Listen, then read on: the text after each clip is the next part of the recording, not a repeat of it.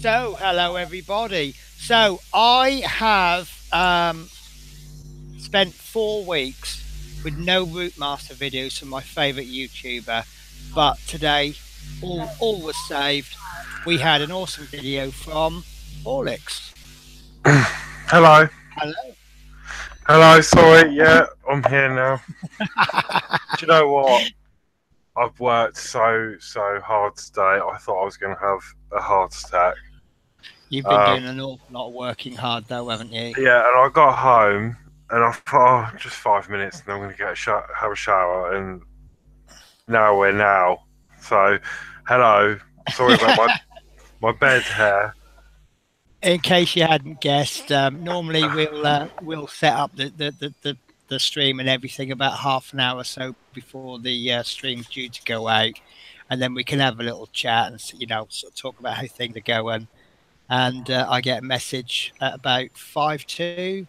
It said something along the lines of, "Oh no, I've overslept."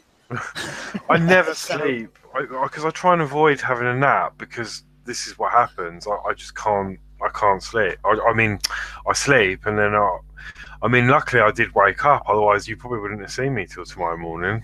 Oh, bless you. Well, I'm actually the opposite today. I normally have an afternoon nap, and that keeps me going. But today I've not had a nap. Listen, guys, I need to do a shout out before we start. Michael John, sadly, can't be with us today because he's got a shift till 12:30. So I said I'll say hello to him on the show. So hopefully it must be about 1 o'clock in the morning in Mr. John land. So hello there.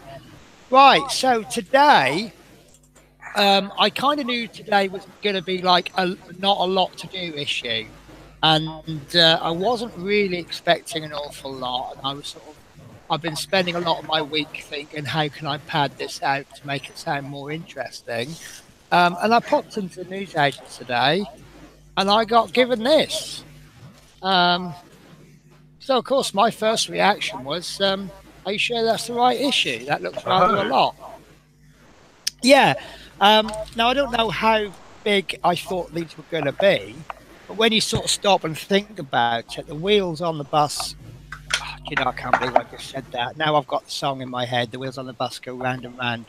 The wheels on the bus aren't small, so I suppose when you think about it, you would expect quite large wheel arches, and they're metal.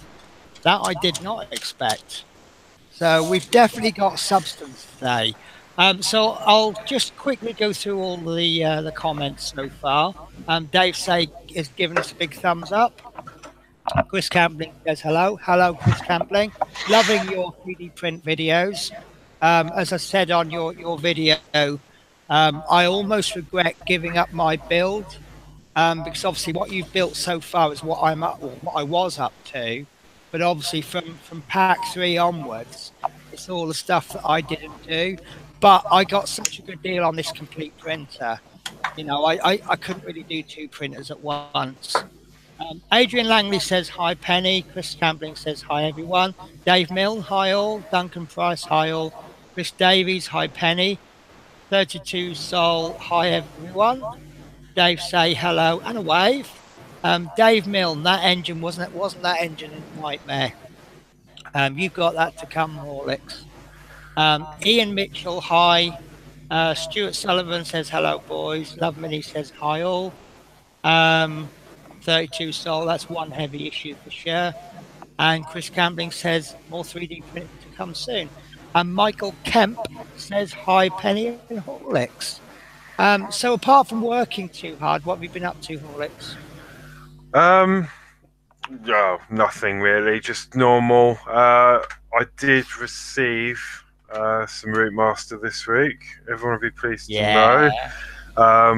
So I was, do you know what? I was sort of thinking I might not get anything this month, or I was half if I'm really honest, I didn't have much faith, and I was expecting issues 27 to 30 because obviously there's no stock, and I know what some of these partworks are like. Normally when they're not in stock, it can go on for sort of 2, 3, 4 months. So right. when I opened the box, I was really surprised, and so yeah, I've filmed one which actually I think went live tonight. I think I've Yeah, been that was the asleep, so reference I made to you earlier on. yeah, I've got no idea what's going on in the world because I'm still a bit dazed. But yeah, no, really So we're enjoyed in the for a issue. bad time today, then, are we? No, do you know what? It was just so busy. There was a 3,500 piece order I had to do, and I was helping someone do it because they were struggling, and I found out it had to be done by 2 o'clock this afternoon. So I worked straight through lunch. Literally, I've never worked so hard just to get this deadline done, and it's just taken out of me today. But we have those days at work, don't we? So yeah. Well, I don't know. I'm on holiday week 2 at the moment, and I've never enjoyed myself so much. Lucky. No, So, it won't be long. As I say, I mean, I don't want to speak too early, but obviously I'm going away in a few weeks, so a well-deserved holiday. First holiday abroad in 7 years. Nice one. So the last holiday I had, I tell her I had a holiday 2 years ago in Bulgaria, and every country in between. So we drove there. So yeah, that's fun. But no, right, apart from shall that, we? Sorry, go on. No, yeah, no. Right. So right, shall we crack on with this build that I think is going to be incredibly hard and incredibly long? Right. Okay, so oh yeah, 4 parts. Well, that's a surprise actually, because I was expecting 2 parts. Yeah. But no, there's 4 parts, 2 lots of screws. So yeah, I literally thought it was going to be a couple of plastic bits that we bolt onto the chassis. Oh yeah, Chris Davies has just reminded me that I'm doing my community service tomorrow. I'm actually off to meet Chris, and we're going to have a little bit of a Routemaster session together. So that should be fun. Right, okay, so let me just change my camera angles and then we'll go through the parts. And there we go. So you may notice I have a new mat because I bought myself a solder iron. So I thought I'll buy myself a solder iron mat. And it's kind of a silly, I haven't tested it yet, but apparently this is burn proof. But it absolutely stinks. Absolutely reeks. What's it like, that rubbery smell? Yeah, it really is an awful smell. I hate it. But it's starting to die down now a little bit. And Chris Campling's reminded me not to forget the bins. Right, so the parts that we have. Okay, so yeah, 31A is a left rear wheel arch. Okay, and I think that's going to be this one. Oh, lighting's terrible, isn't it? So that's not a lot better, is it? So we've got this little flat bit there, and that is metal, and it's black. Brilliant. And then, as everyone can probably guess, 31B is the right rear wheel arch. Okay, and it's exactly the same, but it's a mirror image, as you can tell.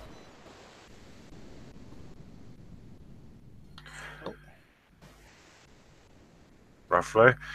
And then 31C is a left mud flap. Now, this one has got, let me move my light. I spend all day trying to set the lighting up, but it doesn't work. Right, so this has actually got L on it, and it's kind of a rubbery rubber. Rubbery rubber. So that is rubber. It's almost like, it is rubber, but it's almost like the feeling of a cutting mat. I'm not going to cut it and see if it self-heals, but so let's make life easier for ourselves, and we'll put the left on the left wheel arch. Okay, and then 31D is the right mud flap. There you go, and that's got an R on it. So shouldn't go wrong so far. Okay, and then you should have some GM screws and PM screws. GM 2.3 by 5 mil, and the PM screws are 1.7 by 3 by 5 mil. And I think PM and U, are they? I've not recognised them. I was just going to pick up, so that's why I have an empty build pop, because I'm going to have to pop the sticker on. You know, I just had this mad panic. Anyone who watches my streams regularly knows that one thing I do a lot is I put my microphone on mute and I forget to unmute it. And I suddenly had this thought, oh no, I'm on mute, and then I realised I've been talking to you for a while. So now these are rubbery rubber. Chris Campbell says I'm a little echo. These are, what would you call these? They're kind of like a screw and a washer all in one. Oh, right, yeah. Is this what I've heard referred to as top hat screws?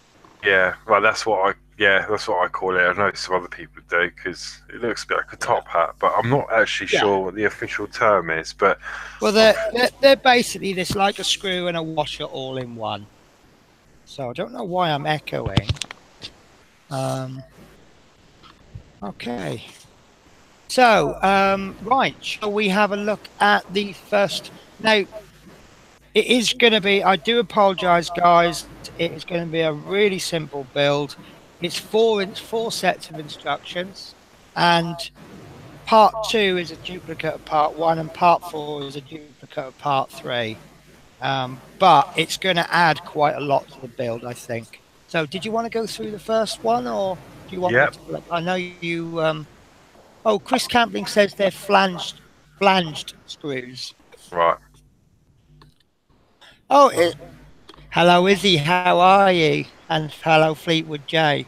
Hello, Izzy. Was it Chris I was watching a video of today, and they found the word flange extremely funny, but they kept bringing it up over and over? I'm sure that was Chris on the R2 build. Right, are you still looking? I do apologise, guys. Right, now Horlicks has been working very hard for a very long time. So no, I was looking at the chat. Right, okay, so take the left mud flap, 31C. Okay, are we getting a screenshot, or do you want me to bring it up on mine?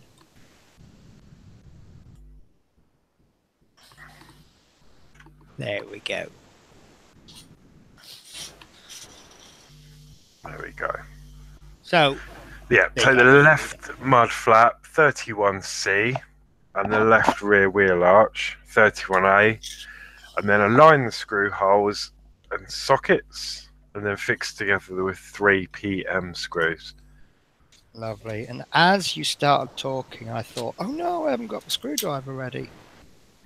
So I'm ready to go. So I'll pop this one to one side because that's not needed. So that's right. There's three holes at the bottom, and we've got 3 holes in this. So let me just check my manual, because normally if they have anything written on it, they hide it up, don't they? Yeah, it's because I've got it the wrong way round. So you want to actually put the little cutout bit to your left, to the outside of the bus, and the simplest way to remember that is you want to hide up the L, because this top bit is going to overlap onto the bus, so when you look at it from the other side you won't see it. Put it that way round, you'll see the L. Okay, and as I've been very kindly reminded, washing up liquid. So I've just tried to reach over onto the ground, and that didn't work out so well for me. I think I'm getting old. So now I did notice we need 6 PMs in total, and we're given 7, which is normal. But then I was counting up the GMs, and we need 8 in total, but we've been given 10, which is a little bit odd. Not majorly. So I'm going to load up. In fact, I'm going to make full use of this new mat of mine. It's even got magnetic bits on it.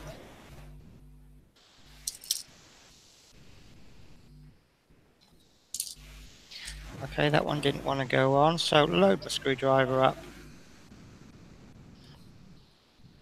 And I think what will probably be easier is if I feed that through, and just as I always do, especially with metal screws, I'm just going to put that first screw in. Oh, that doesn't want to go in.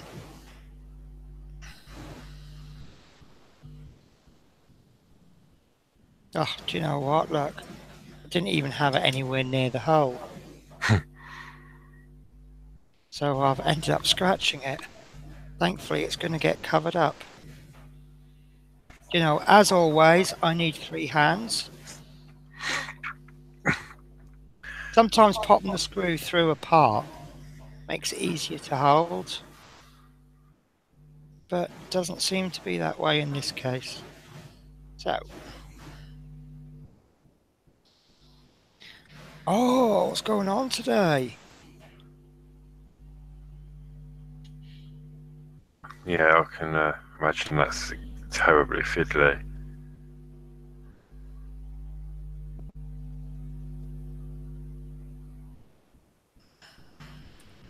There we go. Oh, look at that. Oh, no, it hasn't gone straight in. It's like the hole is ever so slightly smaller than the screw. It probably is actually. There we go. Right, that's bit now. So that should make the second and third one. And I've put something on there just to hold that, because that's obviously not going to work well for me, is it? With my mere 2 hands. Maybe one of those. Mind you, they scratch, don't they? You get those little handy hands you can get with all the little clips on. But that might. Oh, I know the ones you mean. Yeah. Might damage the metal. But me being different, I couldn't get on too well with it. But I think it's like a lot of things you have to get used to. It's easy once you're used to it. Mm.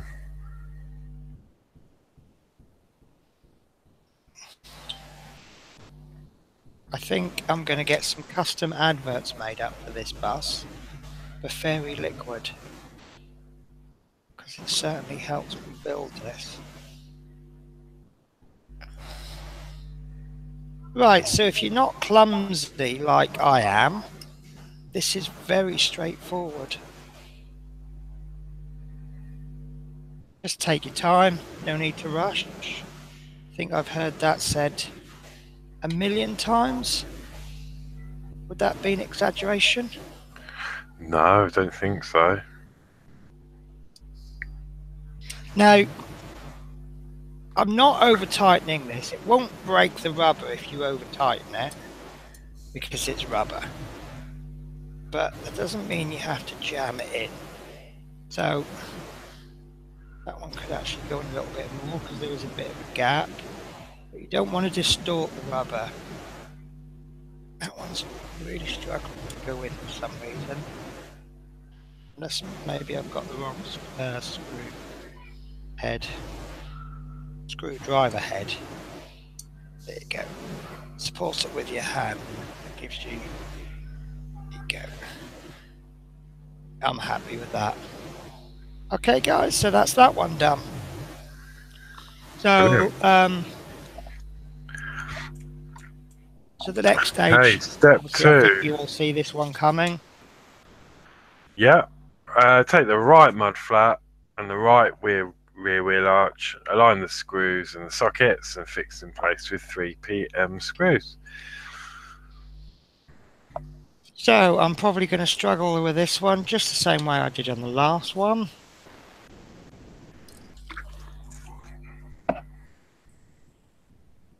I apologise if you can't see too much. So, got the R on it, place the R face down.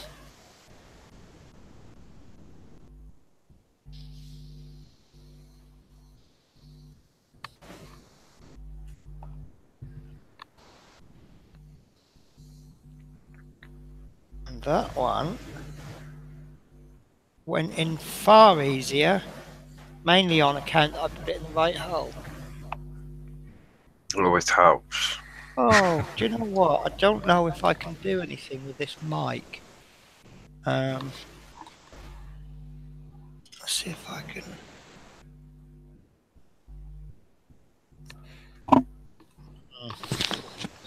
Never had a problem with this mic before.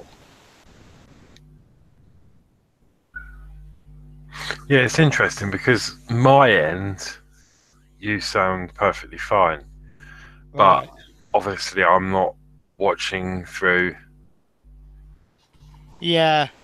So how do I sound now, guys? Is there any different? I've just played with the volume slightly, but that's really the only setting I can really play with.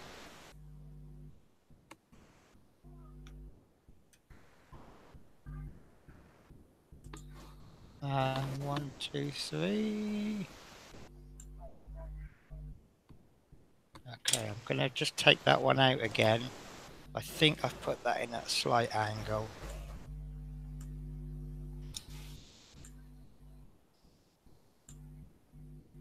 Oh dear, that's the way it's gonna go in.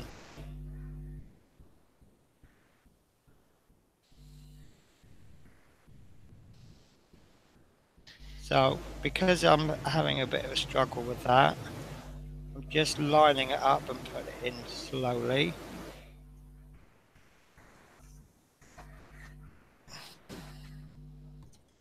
I think that's okay. Could be the screw is out, it could be the hole. Could just be me being useless with a screwdriver. You know, I'm yet to meet anyone that's perfect every single time. Oh. There we go. Right, so they're all in.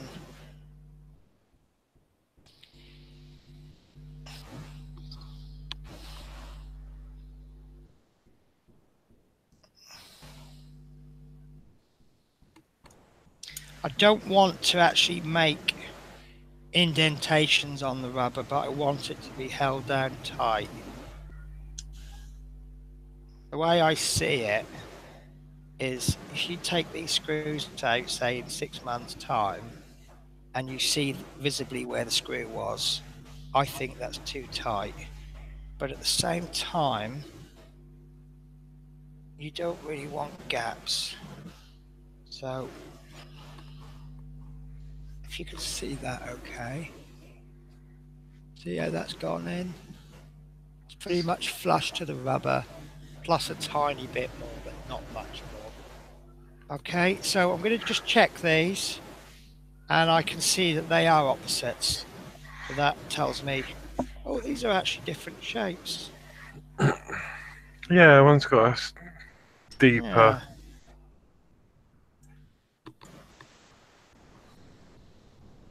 I might query that with Hachette. But I have got some subscription copies coming in 4 weeks, so I'll have a look at those. So that's the end of the PM screws. Oh God, we've got the bit I don't like next, haven't we? Got to lift up the frame. Got to lift up the chassis. So while you're describing the next bit, I will be getting the chassis ready. Okay, so yeah, take the subframe assembly and identify the fixing points for the rear wheel arch 31A on part 16A. Fix the wheel arch in place with 4 GM screws. So obviously 31A was the left hand side. Okay, now I'm going to change the subject slightly.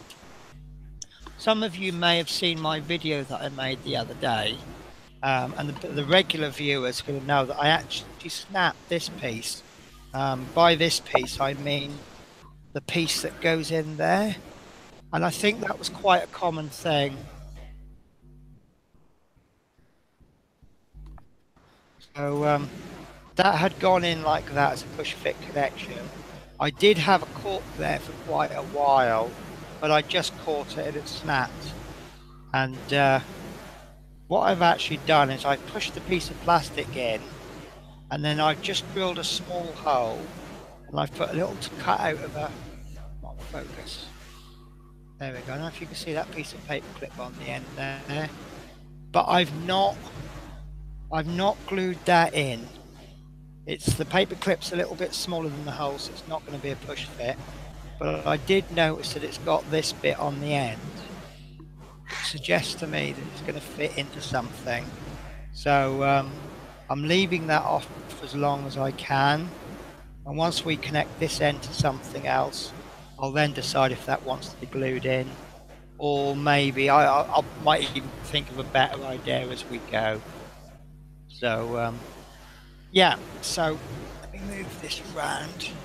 So obviously we're working on the rear end, so I want to try and get the rear end into the camera shot. And I think that's probably as good as I can get, you guys. Light up a bit. Right, so we are going to get the left. Yep, the left. Right, left so I just want to find some way to identify this. Well, obviously, the best way to identify, you've got the mud flap, which is going to go at the back. So, right, so we're locating the screw holes there and there and there and there, and that's not a great fit. Right, has anybody actually done this piece? If I push this in a little bit, I might be able to get it in, but what I'm now going to worry about is if I let it go and it springs back, it's going to rub against that bit and scratch it. So, aha. Saying that. Oh, right. Okay, so I think it's going to be easy if you slide it in from the side. So get it in as much as you can. Now, the screws there are obstructing it a little bit. So I'm just going to give that a gentle push towards the front. No, it's not. That's not what's obscuring. Right, I can't find the easy way to do this. So I think it's going to have to be a case of push it in. Okay.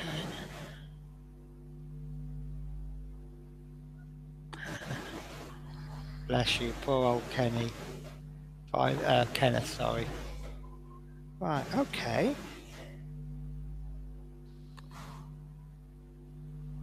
Right. What you're going to have to do is kind of walk it in, but I'm worried about scratching there. So I'm going to try something. This may not work. Right, when it's in, this bar there is going to rest along there. So I'm just trying to get it there. So what I'm going to do is I'm going to put a bit of masking tape along there. So if it does catch, it'll scratch the masking tape. This may not work, but we'll give it a go. It may well be that I trap the masking tape on. It's worth a go though, isn't it? And right, so we'll pop this part in about halfway, and I'm going to push this one down, and I'm going to push it in a little bit, just so that I get the screws past, because that's the hard bit, and it is going to require a little bit of force. And I've got a feeling I'm going to, right, there we go. So I've got the screws past. Now I'll pop this bit in, and that knife almost fell in. Right, I think we have to turn it on its side because it's caught on something. So we'll push that again. There we go. It's getting it round that round bit there.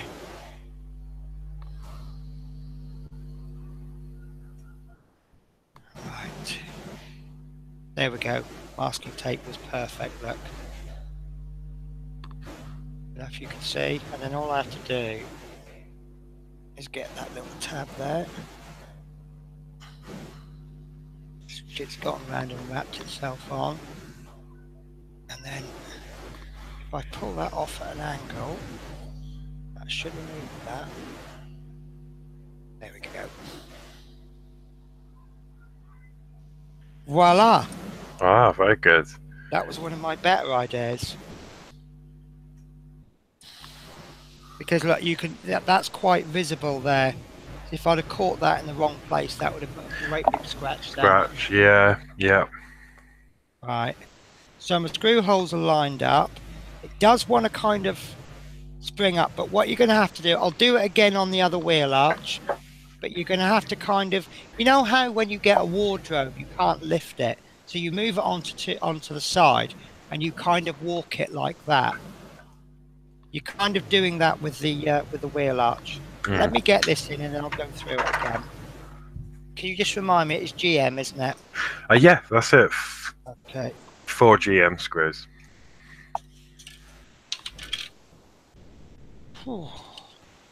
Well, that issue has surprised me so far. It wasn't as, it wasn't as straightforward as I thought it would be. I'm going to get 8 screws out because we're going to need them for the next part. Right. So no famous FMs today? No. Right. So I'm going to get this one in. You know what I'm going to say. I'm going to pop this one in just until it bites. So that's going to hold that side in there.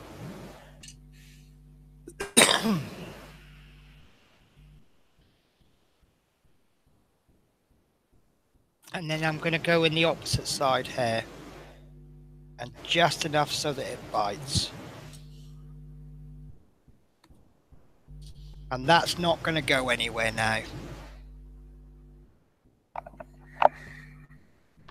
Is it me or is it very dark?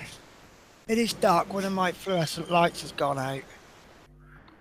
My this house seems to kill bulbs.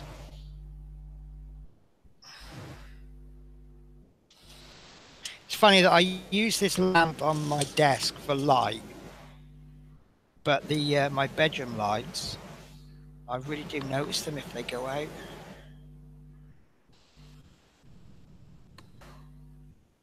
I struggle with lighting here as well. Actually, I've got an LED. Well, the light I'm using now is like an LED one from like a lamp. It's just a circuit board, and I've unscrewed it out the bottom of the lamp, and it's just hanging off the side of my monitor. But it does the job, and it is fairly bright. But since obviously we've had a smart meter put in, I've changed all the lighting around the house to LED bulbs, and they're good. They're actually really good for here, but when you're on a camera, yeah. So what I've done is once I got the 4 screw in, I just put them all in just enough until they bit, and then I went back in the order that I did them, and this is the 4th one. I'm just going all the way and tightening it up. And there we go, and that is the wheel arch in with no scratches. I'm happy with the way that went, and I'm really happy with that. Obviously I've still got another one to go, but that was nice. So yeah, looking at it last week and going, oh, it's going to be a bit of a boring one. Yeah, I was wrong. So the next stage, yes, if you want to do it. Yeah, stage 4, exactly the same. Identify the fixing points, and oh, my screen's gone a bit AWOL. Fixing points for the right rear wheel arch, 31B. Okie dokie. On the subframe, 16A, and then fix the wheel arch in place again with 4 GM screws. Right. Okay. So exactly the same as the last part. So I'll start off with some masking tape, and it'll be on the the non-mudguard side. And I think I'm going to get a little bit smarter this time. And I'm going to make a little tab. I struggled a little bit to pull that last one off. It's kind of learned by experience. And don't go all the way up.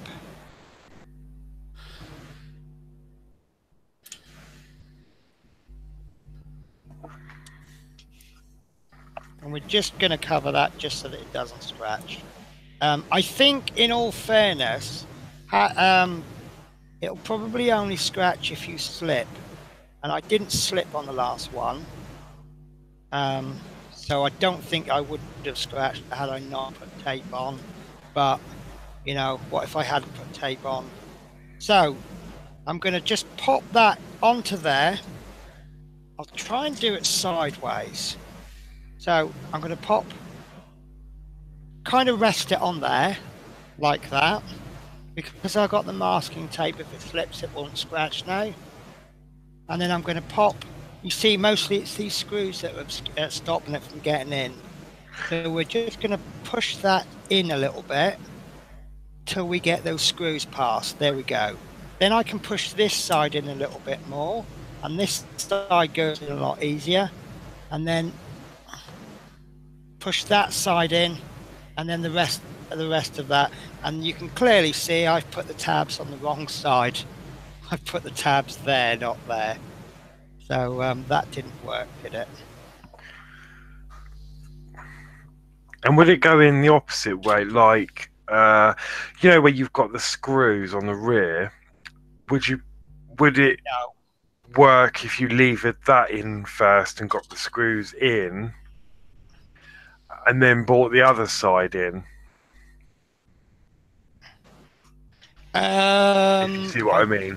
So clear the screws, get it in, and then lift the front part down.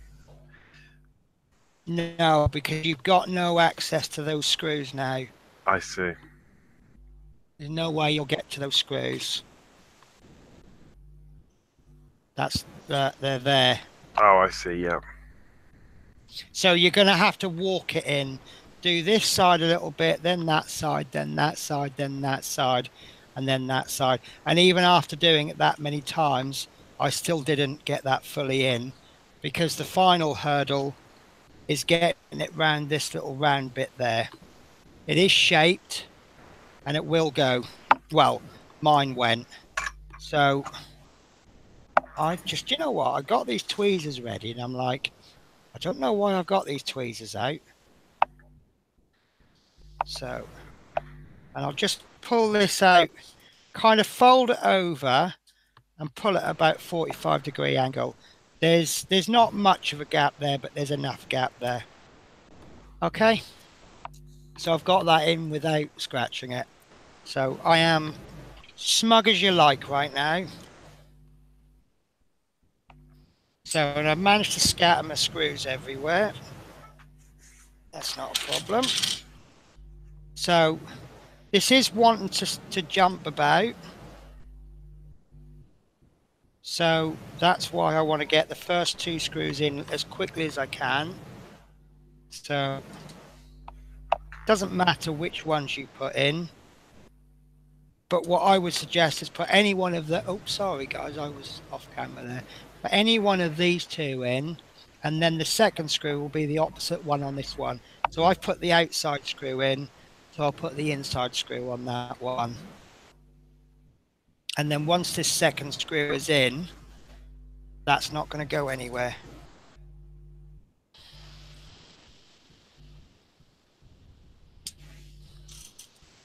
Fly off camera again. So look, you see that's still wobbly, but it's not going anywhere. Oops. These screws are going everywhere.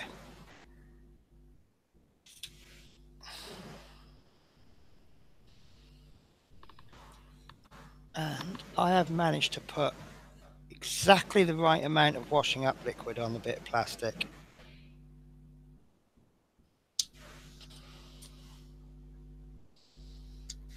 Right. That's actually quite tight. There's not You know, like sometimes you get like a screw hole that's been drilled far too big. Mm-hmm. These screw holes seem to have been drilled. Sorry, the hole in the mudguard in the wheel arch seems to be exactly the right size, which is why there's no wobble on it, even though the screws are only about half in. Sorry, I keep getting off camera. I don't mean to be. Here we go. This is really difficult because all you can really see is the butt end of a screwdriver.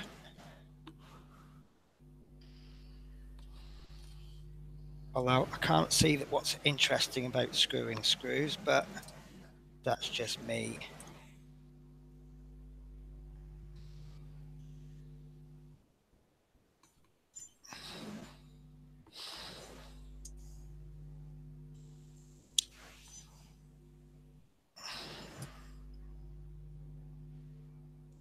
And I can feel that the rear suspension is really relaxed. Right, there you go. That's it then. I believe that's the end of the magazine. Yeah. Or the end of the instructions for this week. Right.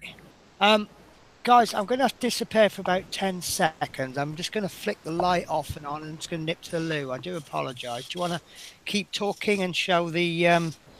there should be 2 more images I've scanned in, the finished view and the assembly guide. I see, yeah. Right, I should be back shortly, hopefully with less echo. Okay, so yeah, the assembly guide. So that is the blown up diagram of everything that needs to be done. Yeah, I'm really impressed with that, and it's really come to shape, isn't it?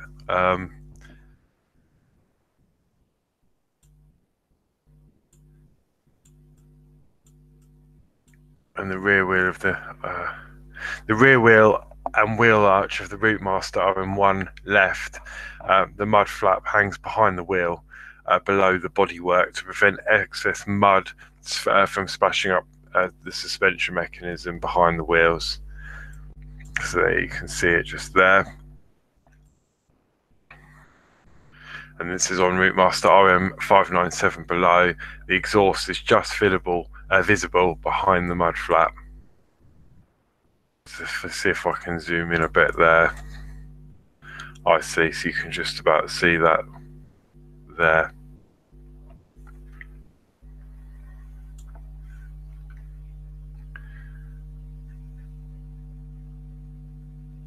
Hello, Peninsula Painting Projects.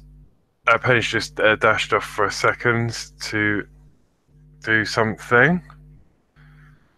Love minis. No, the bulbs I've got aren't daylight bulbs. They're just standard LEDs. I've changed just because of the cost of running them. Well, I do apologise about that. Ah, hello. You know me, when I have to go, I have to go. Oh, you're doing what I done, have you? Delete this. Yeah, deleting. Yeah, I've just gone over this and what it says, and yeah, I was just saying, if you look closely down on this bottom image, it explains that you can just about see the exhaust. Yeah. So in comparison with your model, is that? I would say that's pretty accurate. Obviously, I've not got the bodywork on, but if I just trying to get the view. There we go. So there's the wheel, there's the rear mud flap, and there's the exhaust pipe. Ah, I see, yeah. So obviously there's a body panel going to go there, where my fingers are, and then the platform will be behind that. So isn't it funny, all these little details that you just don't think about?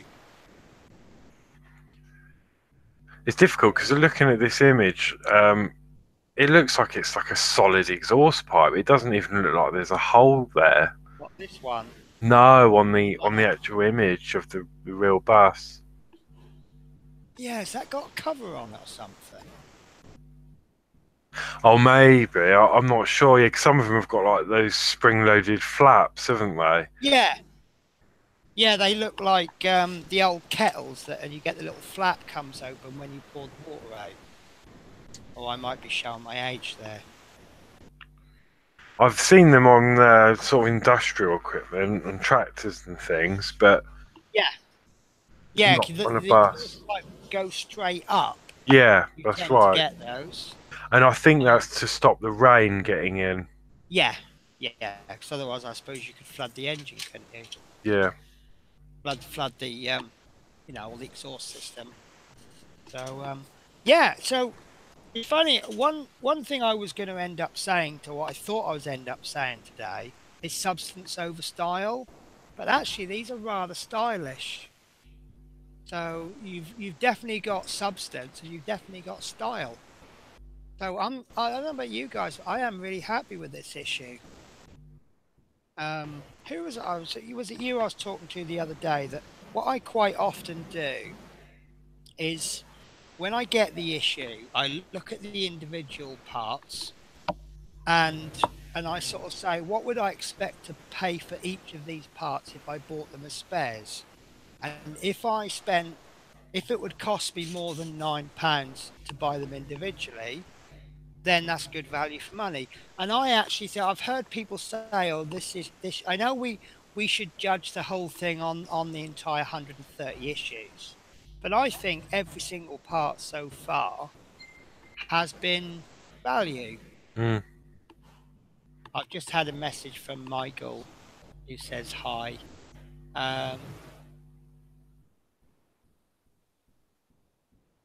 Lucas 1945 says, looking at the build, it reminds me in the early 60s, I used to see the chassis come out of the AEC works at Southall to Park Royal.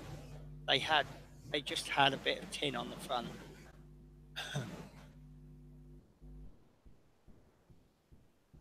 So, yeah, Stuart Sullivan.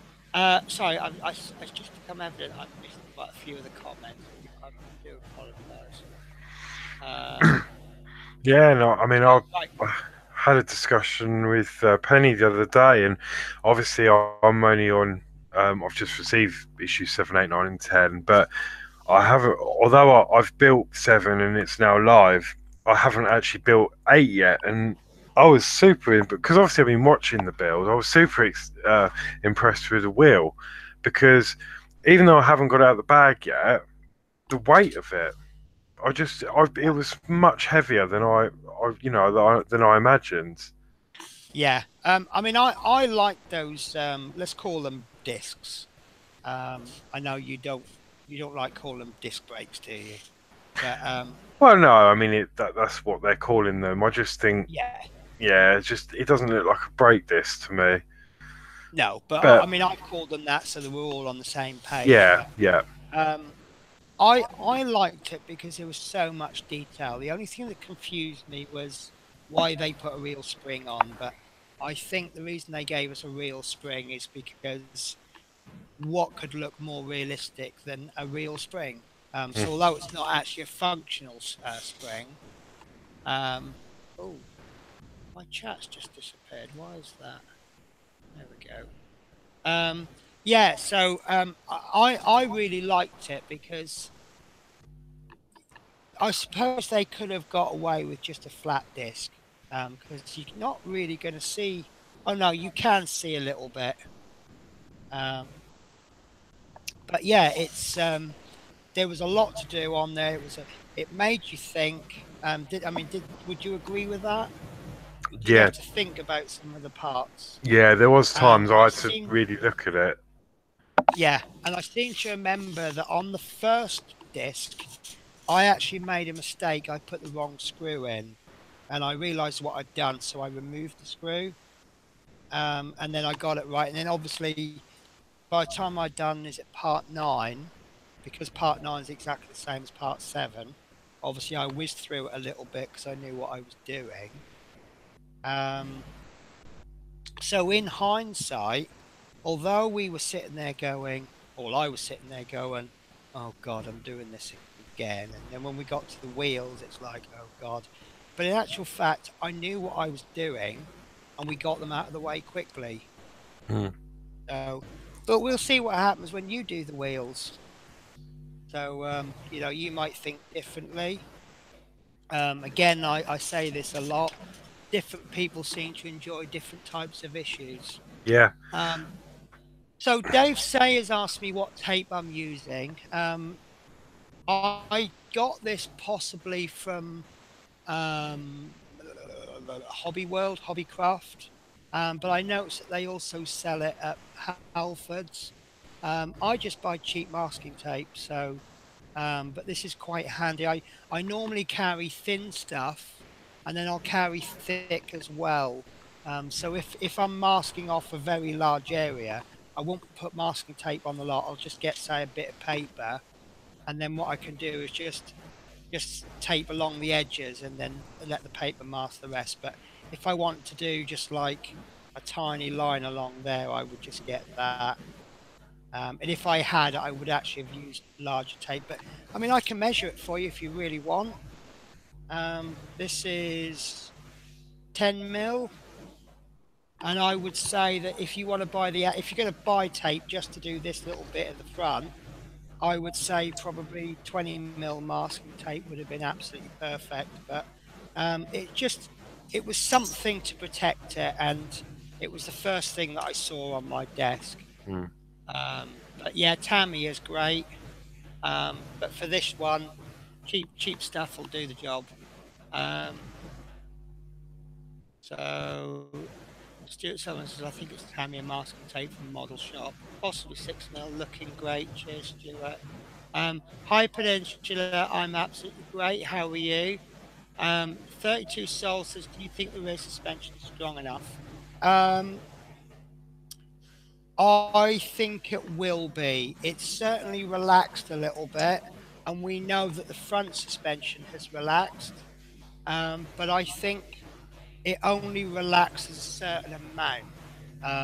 I know it's a completely different subject, but my 3D printer, it's got springs underneath so you adjust the bed, and it seemed that for the first couple of weeks, I'd do one print, and then it would just be completely out, ready for the next print. And now it's got to the point where it seems I can do sort of 5 or 6 prints before needing to re-level the bed. And there's a lot of people out there saying that they never re-level it. Once they've gone through all the trouble of leveling it, they don't need to level it anymore. So I think it's where the springs are relaxing. So when we first put these springs in, I think a lot of us were saying, "Oh, that's really tight," but it doesn't seem to tighten. So Stuart Sullivan says he loved the wheels. Now, there's two camps with the wheels, aren't there? Some people love these, some hate them. Some like these, but they modify them slightly. I'm not really 100% sure where I stand on it. I am looking at doing the mods for the wheels. But I've always said that this one that I'm building on stream is always going to be built straight out of the magazine. So there's absolutely zero modifications on this at all. Apart from one I think I did. No, this is straight out of the packet. So Love Minis has asked that she bought some LED bulbs and they're great. And the rest we kind of went through, and then there's been some more comments building up. I think we may see more of the spring if the wheels are turned on display. Yeah, that's kind of what I realised as I said, Stuart, because I'm actually going to be displaying mine. There we go. I'm going to be displaying mine with the wheels turned. So obviously you're going to be able to see into there. I've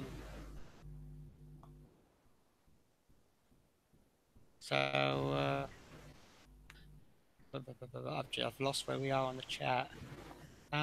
So Chris says he's got to go. Yeah, you take care, Chris. I don't know if you're still there, but yeah, you take care. Peninsula been having a bit more time off work. Is that good time off work, or or not well time off work. And Stuart's asked me how many I'm building. I'm actually building 2. One is going to be completely stripped, and it's going to be painted green, and I'm hoping to do it in Newport Transport colours. So yeah.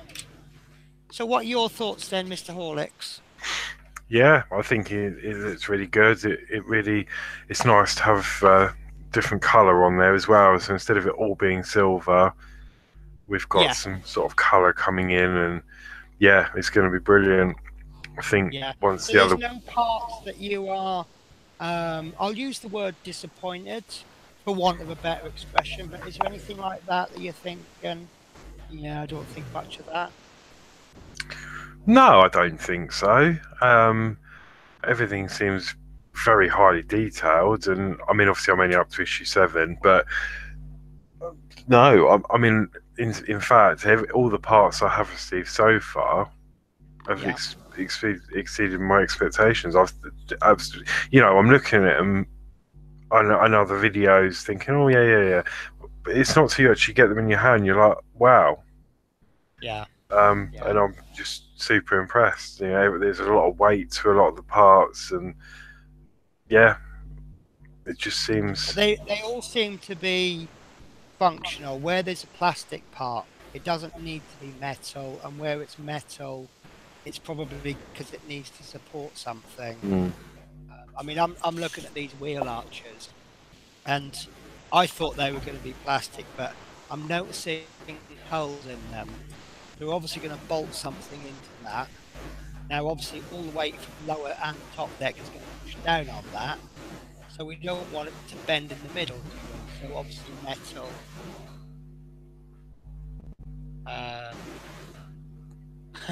So I've just had a suggestion come through. Why don't I start with on buses like Horlicks on his videos? I think that'd be cool. The reason I don't is because I kind of go for standardized intro for all of my videos. So that's why I go fairly. But I used to have what I thought was a really good intro, but it just went on and on and on, and everyone was saying to me, "Yeah, it's just by the time you've finished the intro, we've had enough and we're switching off." So I go for a nice short intro. I have changed it slightly over the months, but yeah, it's kind of I do it like to standardize across all the hobbies that I do. So sorry, I kind of went off on a tangent there, didn't I? So yeah, I think that all the parts that don't need to be metal aren't metal, and that's totally appropriate. So yeah, definitely. So is everyone else happy with this? Because I've got some good things to show you as well. Bit of a surprise for everyone. So, what I'll do is I'll just get my image ready. I haven't sorted my bottom PC out yet. I'm still rearranging things. You'll probably notice that when I'm talking, where am I? Oh, you wouldn't have noticed it yet, but if I'm talking in this camera, you'll see me look that way a lot, because where the chat screen used to be there, it's now over there. And I used to have the camera, I moved the camera down. For this broadcast, I've moved it up. But what used to happen is I'd be looking like that all the time because the TV screen was above the camera. Right, so bear with me on this because you know I'm useless with the camera shots, but I've got some really nice stuff to show you.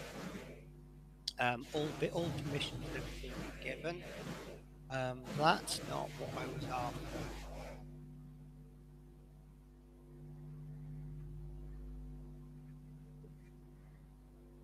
Oh, sorry. Right, so I'll start off with a picture from Dave Say, which Dave has posted two Routemasters. One is his wife's, and one is his own. So he has posed the question, can you tell which one is which? So I'll leave that up for a second if anybody wants to have a guess. 32 Salas just said, I totally forgot it's going to have a second deck. How can you forget it's going to have a second deck? I just hope it's lower deck one, detail one. I don't think it will be.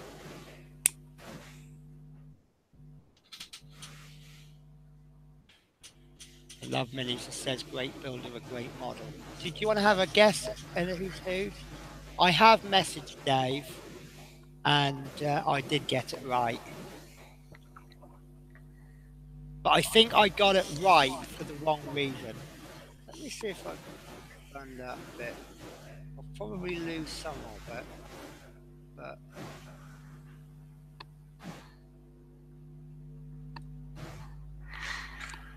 I don't know. I can't. Oh, yes, I can see it now. I was just about to say, oh, they look the same. It's difficult. You can't really tell. But very nice and cleanly built. But yeah, I've just spotted something. So right. Yeah. I'll move it up so you can see the whole lot.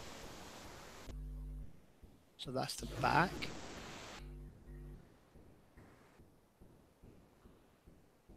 And there's the front. As I say, they're both very nice and very neat.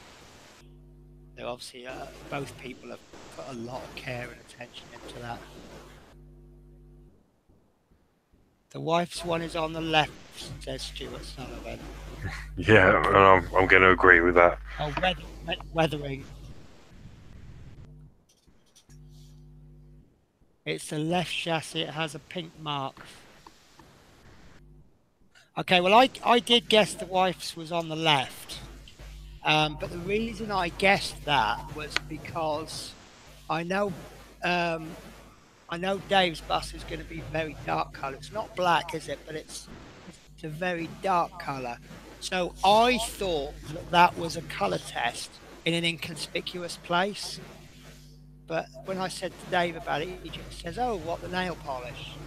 So I'm guessing that Mrs. Say has just popped a little mark on so they can tell which one is which. I was thinking about it, that's probably what I would do. Has it got pink lipstick? No, but I bet it's got a female conductor on it. Right, so the next ones I'm going to show you is... Alright. Now this is his latest build. And again, he's built two. And I like that because he's left the engine out. I don't know if he's going to permanently leave the engine out. The Fleetwood J is just waiting on his delivery of 22, 23, 26, 27 to 30. Just signed up the DB. The Volkswagen Samba. Oh, it's due around October. Oh, lovely. Yeah, so this is, did I say this was Dan's, did I say? And I like this because it's got this, the engine separate. But the next picture I'm going to show you, I think this emphasises what this build is all about. It was put in the Facebook group with the caption, something along the lines of, "My grandson helped me build the bus," and that to me is what it's all about. Get the family involved, get the kids involved, and keep this Routemaster alive. Because as the years go on, it's going to become slightly more and more forgotten. So, but yeah, Dave says that the one on the left belongs to the wife. Was it nail polish just to identify whose was who? So yeah, that is a brilliant picture. I just love it. That's what it's all about. Yeah. And the last set of pictures I'm going to show you is from. Sorry, that was from Paul Wright. Sorry, I do apologise, Paul. This one is Paul Simpson's. Now, I said to Paul, "Oh, you've given me a great idea, and you're a genius," but I didn't tell him why. So I will explain. So these are some pictures of his build, and this is actually. Can you see my cursor? Yeah. Going around. Right. See that Mine black bit there?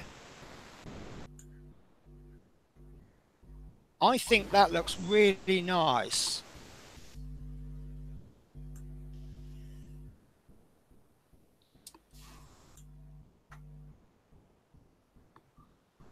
I see, yeah. Right, I got myself lost. Oh, have I lost it? I've just got confused by that black bit there. See his little black tube there? Is there meant to be a black tube there? Have I lost a bit on my bus? I'm going to have to go through all my issues now. You're becoming quite popular with your twin holders. Stuart Sullivan's asking for one. But yeah, where I thought he was a genius, where that black little bit is there on that pipe, that is exactly the same place where mine was scratched, where it snapped. And I've had an awful time trying to repair mine, and I've been a bit silly really. I've actually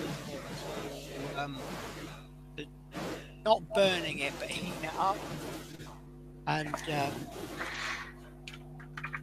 but that was a shot before you see my face like that. Right, where is it? It's there, and I actually ended up warping it. And when I saw Dan's photo there, it just got me thinking. In electronic, you know when you do wires and you put those little shrink things on, and it's a little rubber tube, and you put it over, and then you warm it up, and the heat causes it to shrink. And I just thought maybe I could repair mine with one of those. So that's why I said he was a genius, I think. So that's given me an idea to try and perhaps repair my pipe.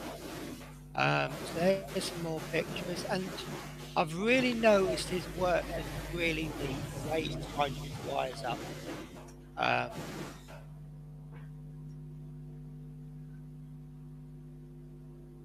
And it's funny that you would expect everyone's build to look roughly the same.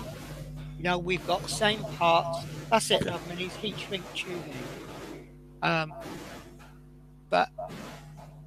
I noticed he's put a little red bit of detail on. See the black bit on the left? Oh, I see, yeah. Yeah, and it's just that little tiny bit of red there that's adding a lot of detail. But like I say, you would expect, there it is again, closer to you.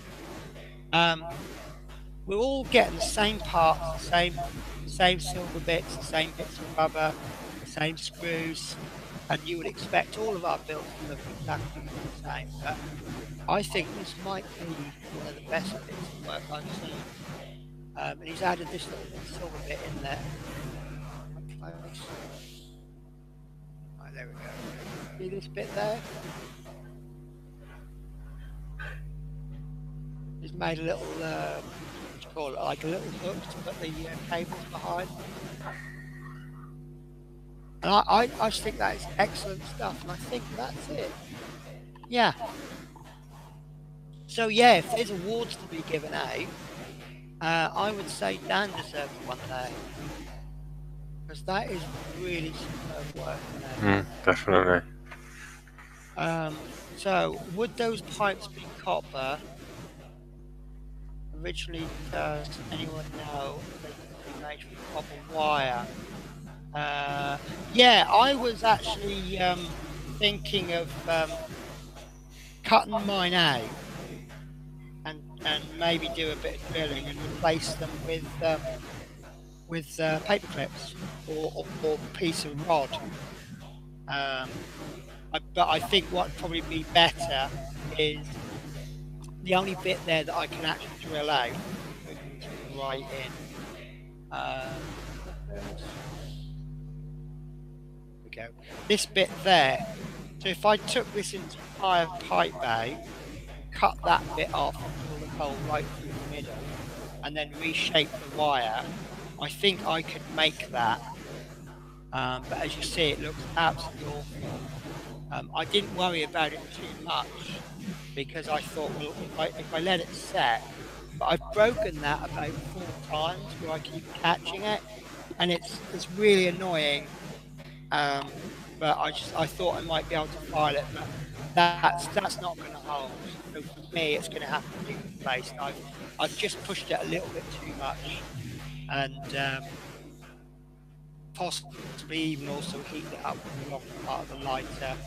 So yeah, I've ruined my part, but I'm not going to buy a replacement because I see that, for me, I see that as giving up.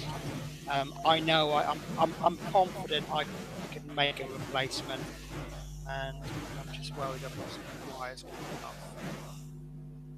But oh bugger, that's actually snapped off. Oh, look, you see here, this wire's come off the tube, but it's actually snapped off.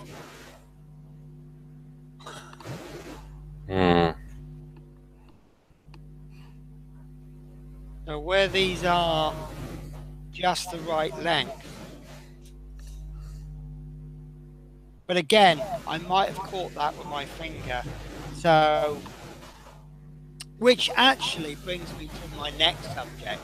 I was looking at making a cradle for it, or a brace, and I don't know what to do because I don't know how this is going to build up. So I thought the only way I can do it is to make something that goes around the wheels. Even thinking about it now, that might not work. So if I made like a cube that attaches to the wheels, and then this cube goes up, but it'd have to be really high. It'd have to be about, how tall is the bus? Yeah, see, it's I'm gonna lay blame on the bus because where we're flipping it over so much, you don't really want to be handling it there because that's putting pressure. I've noticed that these are just beginning to come loose where I'm applying pressure, but this is the best place to hold it because it's one of the only places you can hold it where you won't be damaging to any of the parts. And the more we flip it over, as of this morning, there's a little tiny bit of give, and I can't do the screws up any further. So it's a case of hurry up and get the body work. So, oh, it was you, was it, Paul? Yeah, no, I didn't realise that was you, Paul. Obviously, I see a YouTube name and I see a Facebook name. But no, that was what struck me when I saw that photo, was you're sharing this with members of the family, and then that member of the family may grow up to become an enthusiast, and it all keeps going then.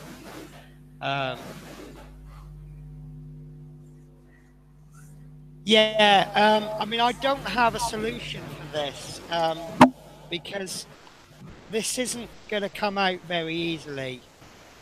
But I think what I'm going to have to do is get some wire and shape it, and then cut that little bit off, drill it, and then put it onto the wire, and then pop it in that way.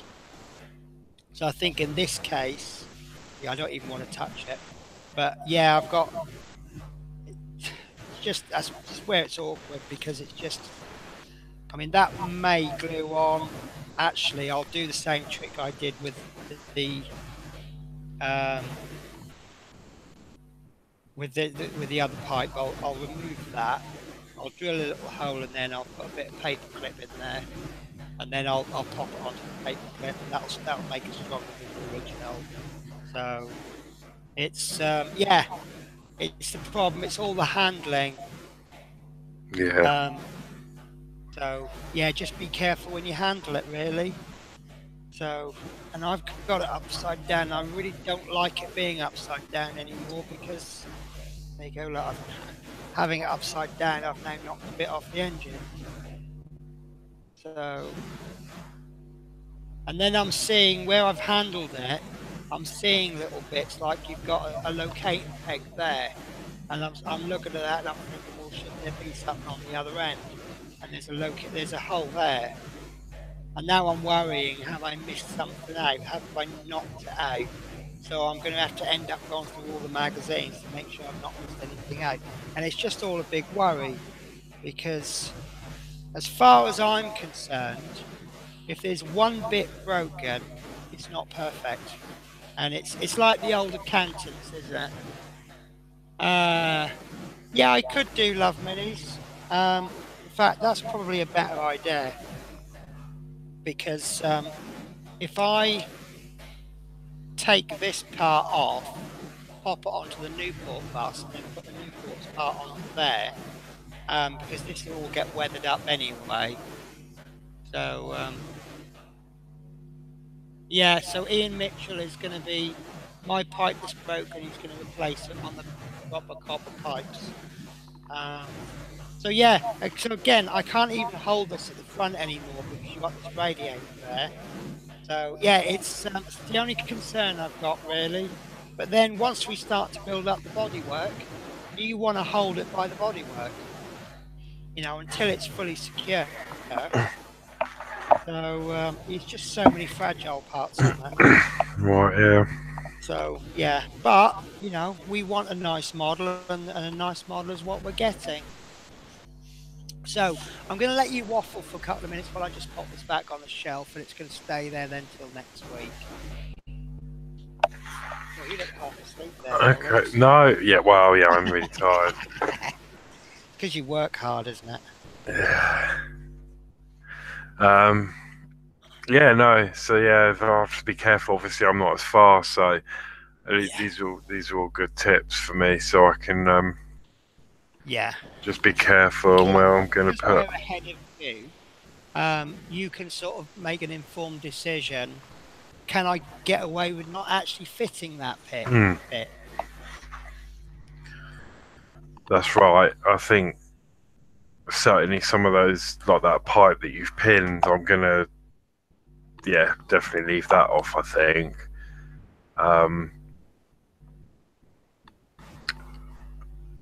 And obviously that one underneath is going to be more difficult, isn't it? Because I need to fit that. Yeah. Otherwise, I won't get it in. So. Yeah. I think it's just going to be a case of wrapping. I'll have a go at making it out of paperclip because I've got paper clips, and then I'll kind of make a practice piece, and then if it goes okay, then what I can. Oh, sorry guys, I'm showing you my tobacco tin here. So if that goes okay, then I can start looking at making it out of a proper rod. And I think copper rod, if I wanted a silver piece, I think I'll buy a copper rod and paint it, or brass, because brass is a lot stronger. And I think that would probably be a better idea. So, but yeah, we'll explore different options, and we'll fix it, because we can. So that is all on the subject I can think of, unless I've missed something out. Can anyone think of anything? No, I don't.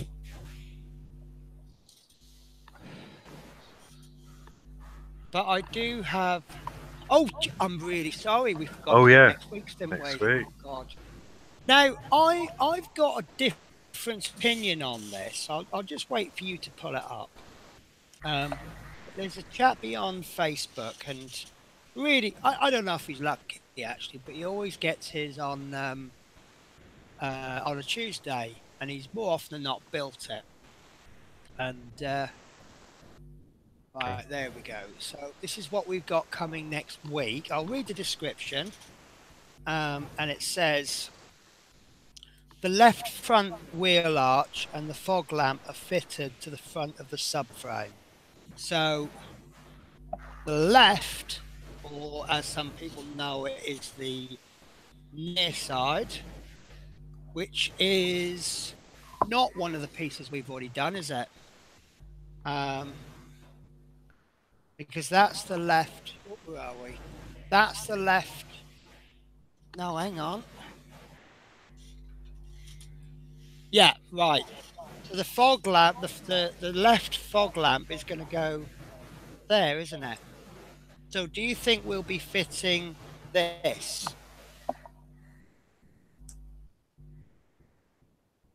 It doesn't look like it, does it? So I've just read one of the comments from Love Mini, so I can always try and burn my new mat. If you cut the wire in half and fix it where it's short to make up the short bit, get a bit of flex and take the copper wire out. That's the flex and glue the short flex in the middle to make up. Yeah, that actually makes sense. Stuart Sullivan's now taking the pipe off, so he knows what it's fitting to. Right, so yeah, where the difference of opinion is that someone claims that there's going to be electrics. Now, I didn't see the picture in this much detail until today. Now, it doesn't say anything about electrics, although we are fitting the fog lamp, which I assume is going to be a working part. And now I can see this, I can see coloured wires.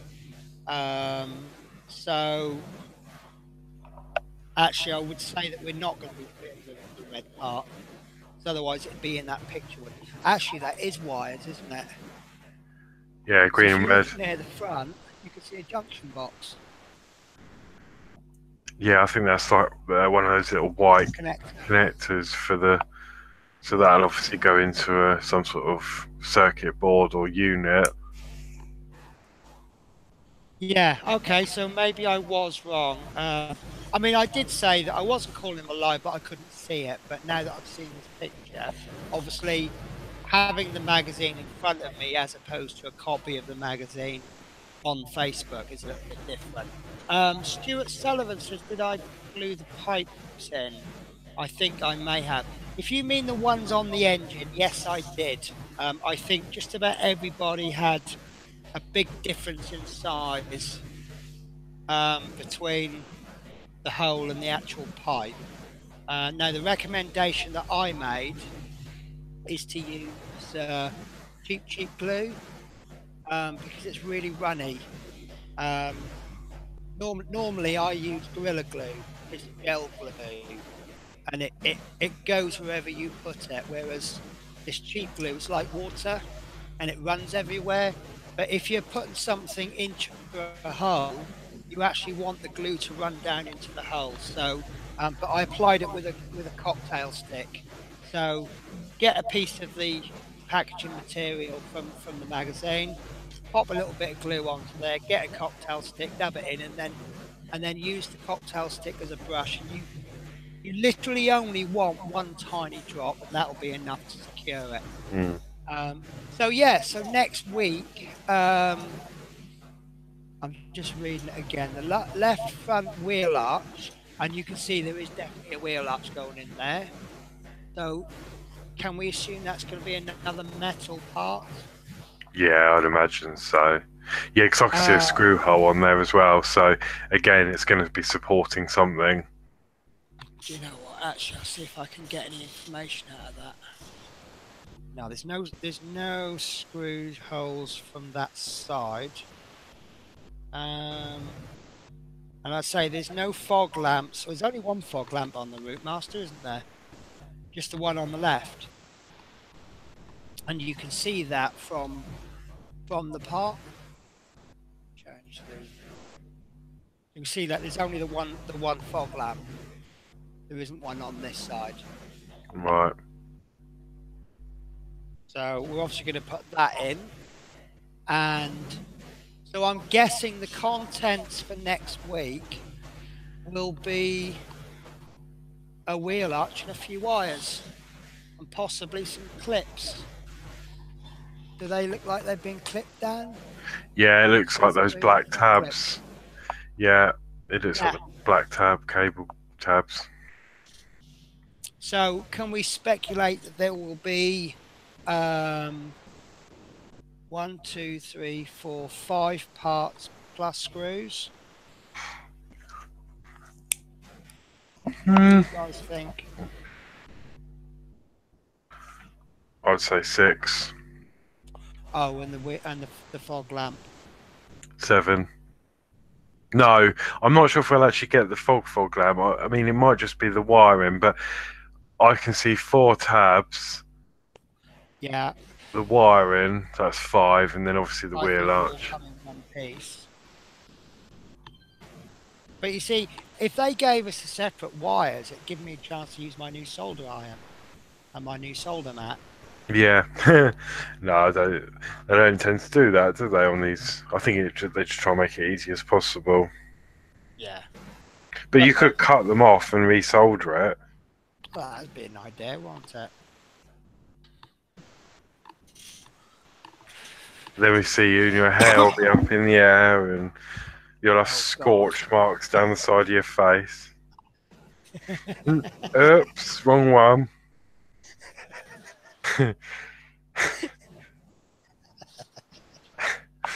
Oh, where did I get you from, Horlicks? Oh dear. Oh dear. Right. So yeah, it's yeah. I think I'm looking forward to next week. Have we still got that image between us for the schedule? Let's see if I can find it. I know it's somewhere. I just can't remember where it is. It might be on desktop actually. I remember I put it somewhere safe. So many folders here I can't figure it all out. Right. Folder, downloads, desktop. Sorry guys. Right, let's group by file type. Easy to find them. Yep, got it. Got it. Hey! Right. So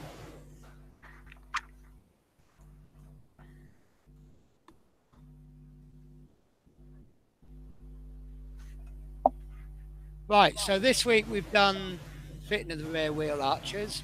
Next week fitting the left front wheel arch and fog lamp. And the week after will be the front right wheel arch. And then it looks like we'll be going down the side towards the back of the bus with fuel tank, fuel filler and safety bars. And then back to the front of the bus for 2 weeks in the driver's cab. That's a good question. Stuart Sullivan says, are the wires running along a guttering? I was just about to say that, 32 Soul. What do you think? Do you think they're running along a guttering? I don't think they are, but I think that they're actually going to be attached to the piece that we get that they call the wheel arch, as opposed to being attached to the chassis. I'm not sure. I think it's going on the chassis frame. You think? Looking at it, because it goes up past the wheel arch and then it sort of comes over and then it goes up the middle of the actual chassis. So I suppose the best thing to do is look at your chassis and see where we should be able to identify where the tabs will go, because there should be 2 holes, screw hole and possibly not to get the chassis down. Right, I can see 2 holes where I think the wheel arch will go. Oh, I'll get it down. So flush to hold it. Oh, I just lifted it with my bad arm. Right, so let's turn this around. It matches the magazine.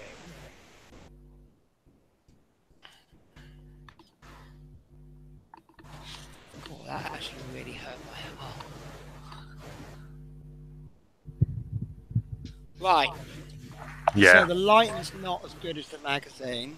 I can see it already. Got 2 screw holes there and 1 there, so I guess that's where the wheel arch is going. Oh, down a bit. I can't. We Down? can't see. Is that too close? No, sorry. I meant like the actual. Yeah, there you go. So, I'm speculating based on the DeLorean that on the left you got the 2 holes. You've got the raised hole, and then you've got like a wider hole. No, left. No, left, as in down the chassis rail. Yeah, keep going. Keep going. Other way, yeah, so keep going. Bit more. There. Forward a bit. You've got the 2 holes there. You've got the raised hole. That's it. And then you've got the hole. Now, yeah, I think clips, that's where the tab's going to go across, I think. Right. Yep. Gotcha. Yeah, you've got 2 holes there, 2 holes there. So one will have a locating pin, and one will be the screw. Rear ones. And then there is some guttering just past that, then, isn't there? So I'm wondering if the wires will then go down into that. I think it's a safe bet that the wheel arch will screw in there, and I think it's going to come up onto the wheel arch and go across there. So it's not going to make contact with, it can't make contact with the wheels, because look, that's going to come up. So the wheel arch is going to go above it.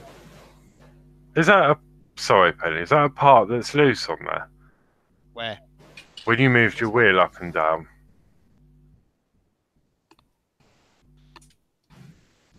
Or is that just the, I don't know. That's front suspension. Is that what you meant? Yeah, it's alright. Tell you what though, this wheel is loose.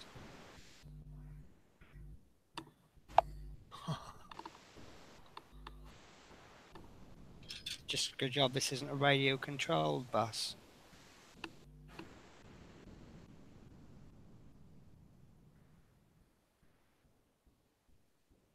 Right, okay, fiddling no more. So, right. So Kenneth Milford says, love the stream, catch you next week. Good night, Penny, Horlicks and all viewers. Yeah, I'm looking forward to the cab, Stuart, as well. That's but especially looking at the pictures the other week of the cab, it looks fantastic. And I remember when I got into the cab of our Leyland bus, and it was like I was like a little kid. I'm like, oh, I've waited years to do this. So yeah, isn't it funny how buses turn you into a child? So, but yeah, no. Sol said it'd be nice if they give us both of the inner wheel arches. I actually think it might be too much to do if they gave us both wheel arches. Because where we'll have like obviously this wiring coming in, I think they will actually. I'll go as far as saying that next week will be more work than this week. But we know that in 2 weeks' time, we'll have the front all of the wheel arches on. So we got fitting the front left, and 33 is fitting the front right wheel arch. So in actual fact, it could be that issue 33 could be less work than this week. And then 34 sounds like it's going to be quite a lot to do. And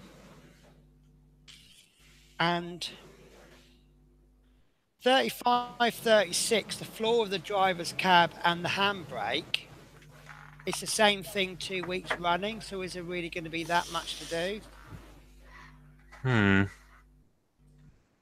So that's an interesting one. Mind you, they do surprise us, don't they? Yeah. You think, Yeah. oh, it's going to be quite a quick issue, and then Yeah, that's it. You think, oh my God, it's not going to be. I think, like with the chassis, I think we'd had quite a few slow weeks, hadn't we? And then suddenly we got all this chassis. And then, oh, I still can't get over issue 29.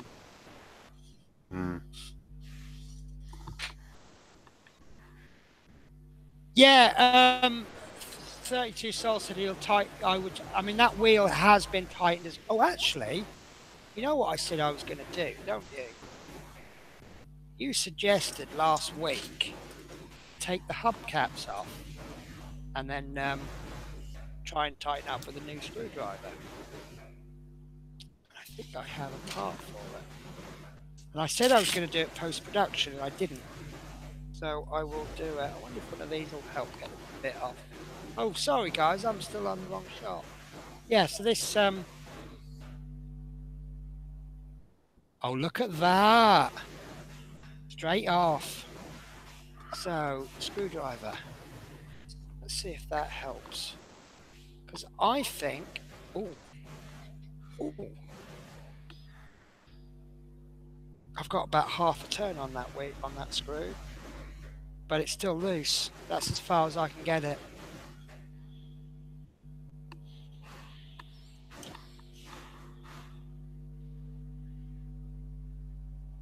is that the steer? Oh, that's the front, isn't it? Yeah. So that's Do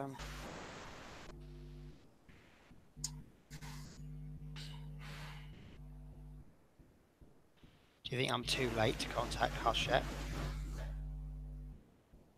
And say I think my wheel's dodgy. But I tell you what, I've got a good extra quarter turn on that.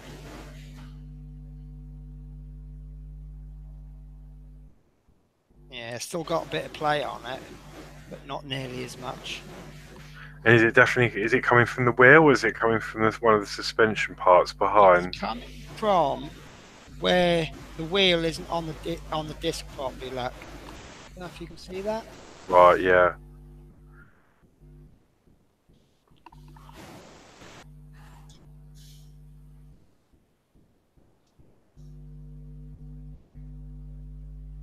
And this one, exactly the same situation. What I think it is, I'll tell you what, I'll actually take it all off. I do know what the problem is.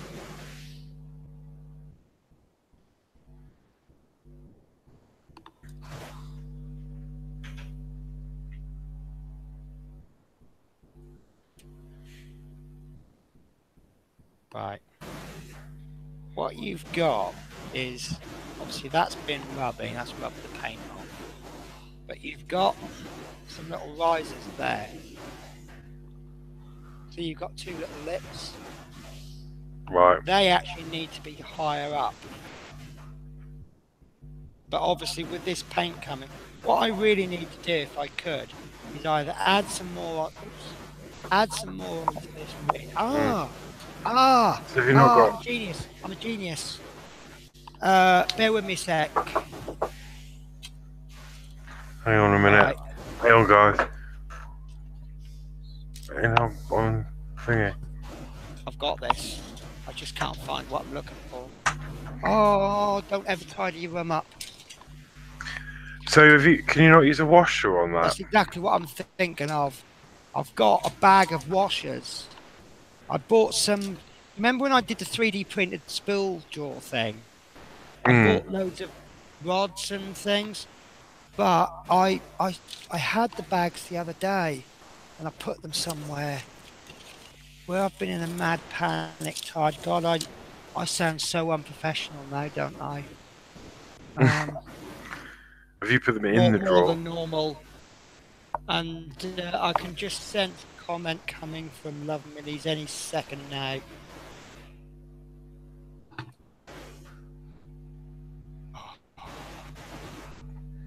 But yeah, as I kind of said, I realise what it is. this needs to be raised up a little bit, or we need something on there to raise that up. And I think washers is the way to go. But I just need to find them. I had them because I've got washers, wing nuts, and some, what do you call those little nuts that have got the plastic in long? And I found the nut, or the nuts, because I bought a massive bag. I won't run out for years. Let me just...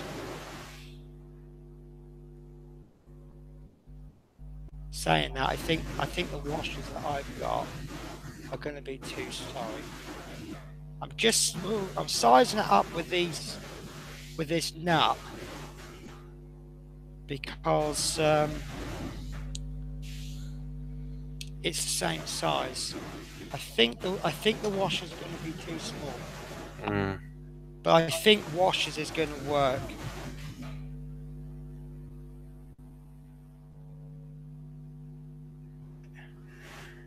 Saying that, I'm sure I could 3D print something. Right.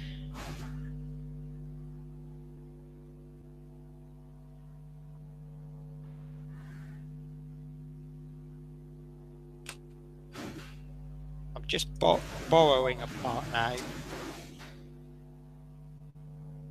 I'm actually borrowing the washer that goes on the other side.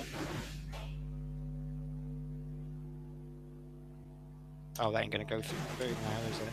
Okay, that was a bad idea. Right, okay.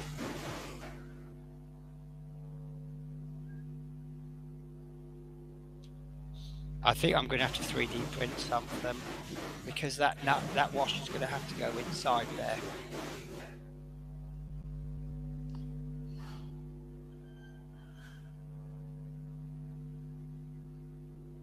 They come there. Right, okay, I think it's going to need a very specifically shaped part.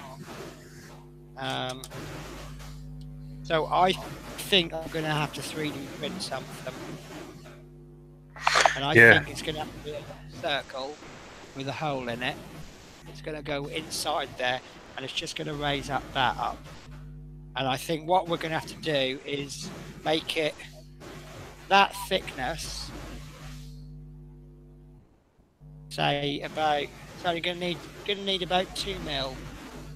And then what you're going to have to do is pop it in, pop your nut in, see how it goes. If it's too long, get a bit of sandpaper and file it down. So I think I'll get on with that tomorrow night. So that's going to be what? Get the ruler out, shall we?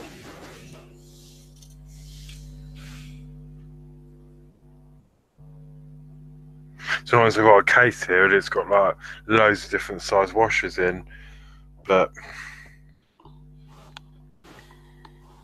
yeah, right, that's about 6 mil across. If I make a 5 mil,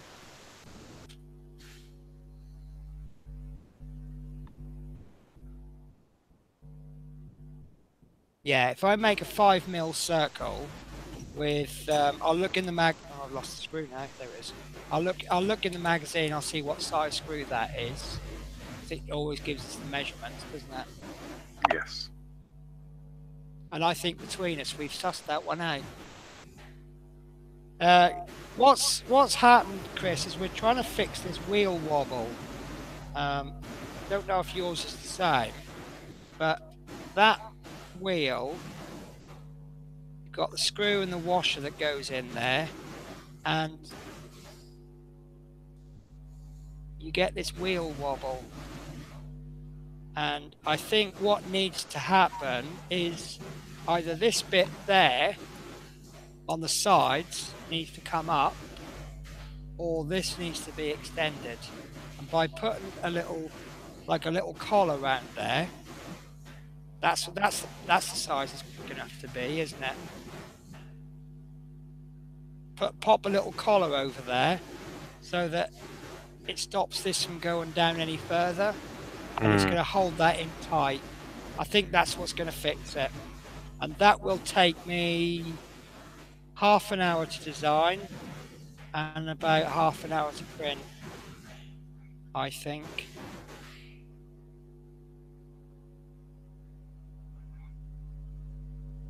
Do you think also washing up liquid would help on that screw?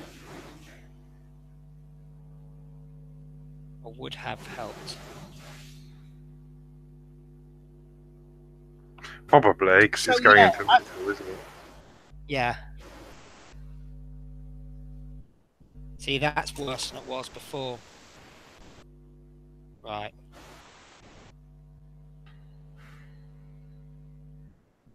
See, every time you unscrew that, you move the wheel, it's just going to make it a little bit worse, isn't it? Every time.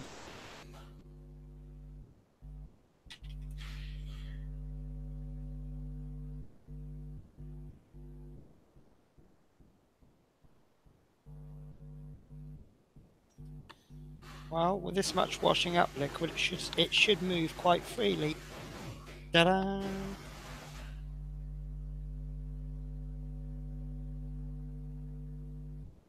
Alright. You never know, I might have just accidentally found the arse of that.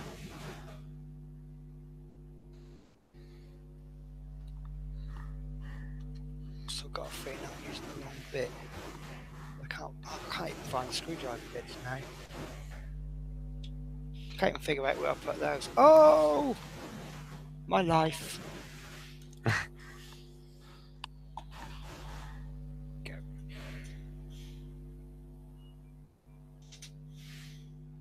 This one's got, it's not quite so wide, but it's got a bit more bite to it.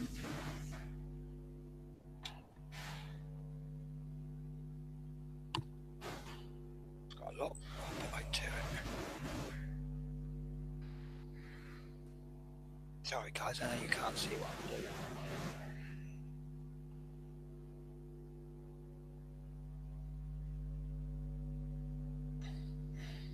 Yeah, I still got a lot of wood on it. Yeah, I think I'm going to have to get on. Maybe that collar will help. Yeah, that's really bad.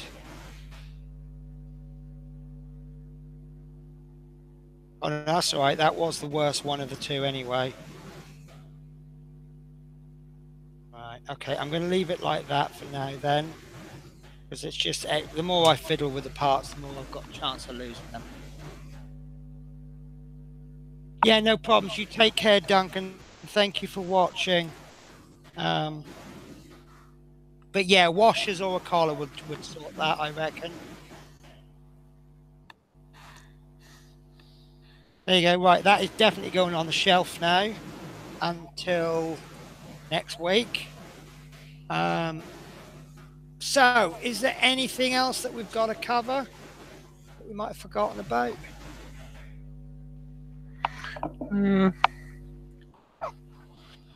Nothing that springs to mind. Apart from taking the bins out. Yeah, take the bins out, yeah. I know everyone likes to remind me to take the bins out. Which is great, because people help. So, yeah, you don't need to set an alarm anymore. No, I think I have set an alarm. But, yeah, I don't actually need to. So, I'm going to put my bits away now. Ready for the next build, which will probably be next. Oh, actually, I'll use them tomorrow. I'm taking them with me to Swansea. So, but I didn't think I'd ever use these blue plastic bits, because these have got something to do with phones, haven't they? But yeah. Anything plastic with a point would have done the job. And I've made one addition to this little case, which is a round file. I have used it a few times. It's just mainly really if you get any paint in the screw holes, it's really good for unblocking. Yeah, right, so if that's everything, I'm going to draw the show to an end, which will be one of my earliest finishes. Right, so lovely. So yeah, I agree, it has been a good show. It was this morning I was worrying about what we'll fill the time with. Then when I saw the issue, I thought, oh, great, that's better than it actually was. And then building it has been a little bit more, slightly more challenging than I thought it would. So it's just all got better and better. So, yeah, I'm really happy with that. That's something for you to look forward to, Horlicks. Yeah, I've got it all to come. Yeah. And the great news is, we were talking last week about my 3D printer. I have, on the whole, fixed it. I've got, I've changed the entire hot end, the bit where the plastic comes out, and I've just been going a little bit mad for prints. So I printed a spool here. This is 3 parts, which is from a spool holder, which this is going to go on top of the machine. So this goes into the spool, it sits on top, so that it will feed directly down into the feeder. So that'll help prevent the filament from getting tangled. Don't know why that's got mucky, but I'm going to sand this down as well to make it absolutely perfectly flat, and then I might just put something on it so that it just... But you see, there's not really too much holding it back there. And what else have I printed? Oh, just before the show started, I printed this, which I've got a feeling I'm going to break as I take it off a build plate. This is a USB cable holder. This has all got to come off. And what you do is you pop some double-sided sticky tape on the base and stick it to your desk. And then if you frequently use USB plugs, for example, my phone charger, pop it in like that and it stops it from falling off the desk. And I just thought that's a nice simple print. You see it's not come out perfectly, but it's just little adjustments I've got to do. But on the whole, it's printing fine. So yeah, I'm happy with that. Is that with the new bit on you got today? No, I didn't get the new bit. It didn't come. Oh. But I can tell you a design. I've been doing some modifying, and I'm really pleased with this. This will take a moment, I'm afraid. Right, at the top of my 3D printer, I have got a big case, and on it I can put all my tools in there. I've got a couple of little drawers to put things in, and then I've got a little what's it called, a Raspberry Pi, which I use kind of as a Wi-Fi device, and it all fits in nicely. Now,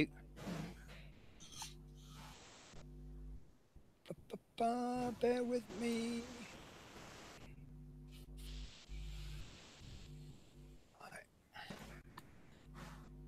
That's not it. Yeah, that's it. There isn't a picture of it in action. Yeah, yes it is. Right, so what we've got is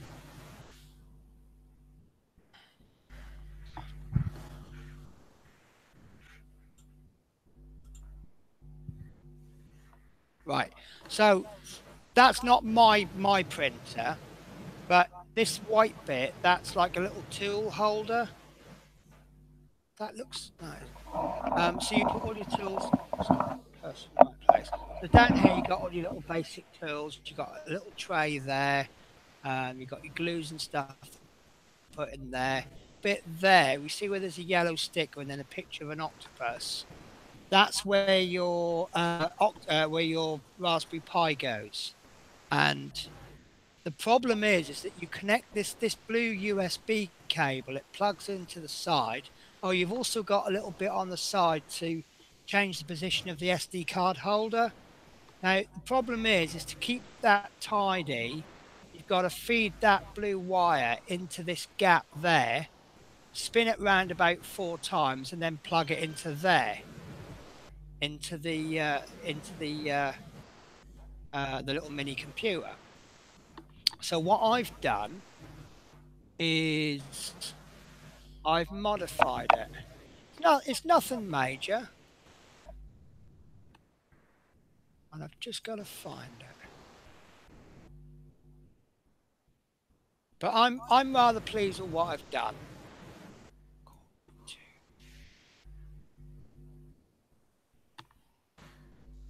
So what I've done, I'll rotate that so that it's the way that it has to be printed upside down. Now you've got a plug in the bottom there, right? And then you've got the open bit at the top. What I've done is this third hole, I've not actually done it properly. I've actually plugged the hole and then I've put a circle in it. And then I've put another hole just there on the side. You see that hole there?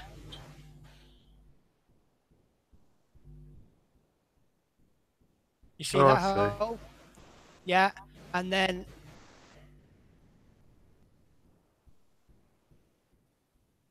there's a hole at the back there. So what's going to happen is the USB cable, instead of coming out from there, which is where the plug will be, up and then unwind round there, what it's now going to do, it's going to go into the side of that container, it's going to wind round inside that container, and then the end is going to come out of this hole there into the octopi. So there'll be a lot less cable coming out. Now, the reason for this hole, I will show you rather than explain. I have a problem with the power on the. I don't reset the Raspberry Pi very often, but the power supply is there, and the only way you can reset it is to pull the plug out and then pop it back in again.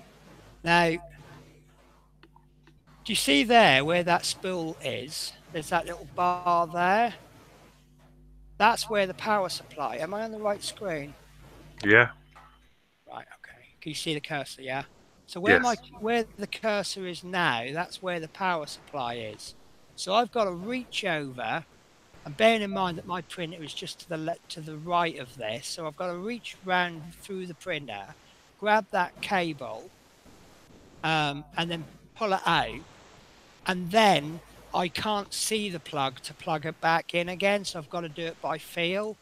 So see where this yellow stick is? That's where I've blocked that one up. So like I say, that cable is going to go in there, round and round and round and outside. But the reason for the hole is I'm going to cut the power cable, and I'm going to run a cable to a switch. And the switch came today, and this is the switch. So that hole is the exact same size as this. So I'm going to run one cable, into here. I'm going to solder it in there. So instead of pulling the plug out, all I've got to do is just flick that, and that'll cut the power to the Raspberry Pi. What do you think? Yes, good idea. So, and if you're... Oh, there's my alarm telling me to take the bins out. So, yeah, hopefully it'll work. I can see a mistake I've made already. I haven't quite blocked the hole up enough. But, yeah, I use an online program called Tinkercad, and it's really hard to get the views. But, yeah, I think that'll work.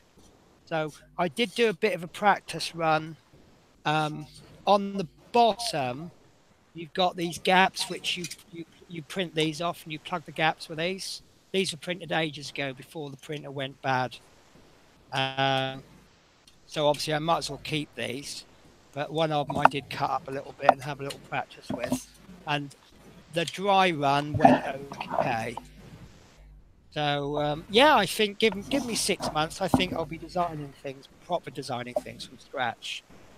So I'm quite pleased with that. The only trouble is that to print that off is about a 16-hour print. So I'm not going to print it until either I'm home all day or I trust the printer again. But I am regaining the trust on the printer. The only problem I've got is that the heat bed, hot bed. Blah, blah, blah. Why is it? I don't know why it's called a Raspberry Pi, but it's PI Pi as opposed to PIE. I think that's just the name of it. Maybe it was to do with because a lot of the phones started having fruity names, didn't they? Because you've got the Apple and the BlackBerry. But it's actually a really good little computer. It's apparently it's got the processing computer of the old processing power of the old BBC computers. But it cost me, well, it was about 60 quid, but I was umming and ahhing whether to buy it, and then Amazon had a Prime Day, and it came down to about 45 pounds. So I'm like, well, it's now or never. So I bought it, and yeah, I'm jolly glad I did, because it does all sorts of things. It's I can take time-lapse photos of my prints. I just realised why that part is. So I've just saw a screwdriver bit, and I remembered it's come out of the Poundland screwdriver. So yeah, say the part that should be coming tomorrow. I thought it was coming today, but it's coming tomorrow. It should improve the quality of my prints. And one of the things I've been trying to do is some paint racks, and I printed these off today, and these are probably the best quality I've ever done on them. So you can see that there's. Remember when I used to get a lot of stray bits in the middle, and I'm not anymore. Yeah, that was really good. Yeah, and the fit is just perfect on some of them. Actually, it's the wrong way around.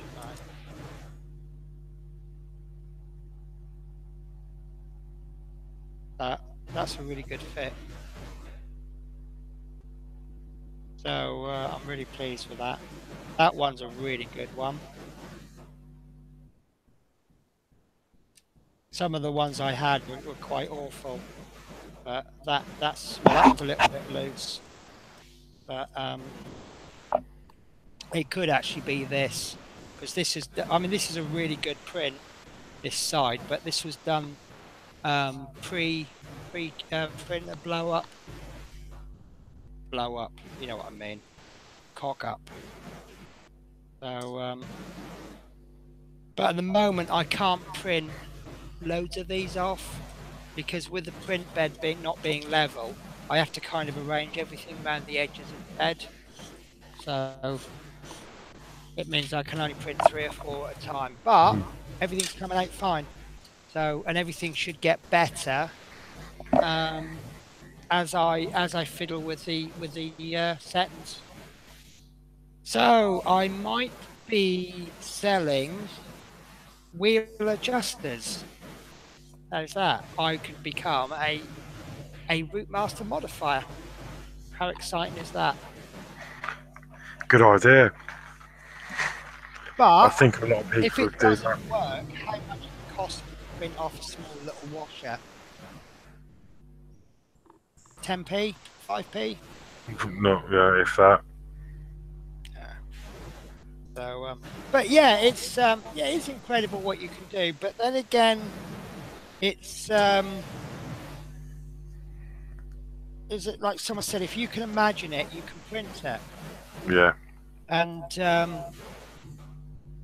I think if someone else described it beautifully, that isn't actually really a 3-dimensional object. As far all it is a series of 2-dimensional prints, each layered on top of each other.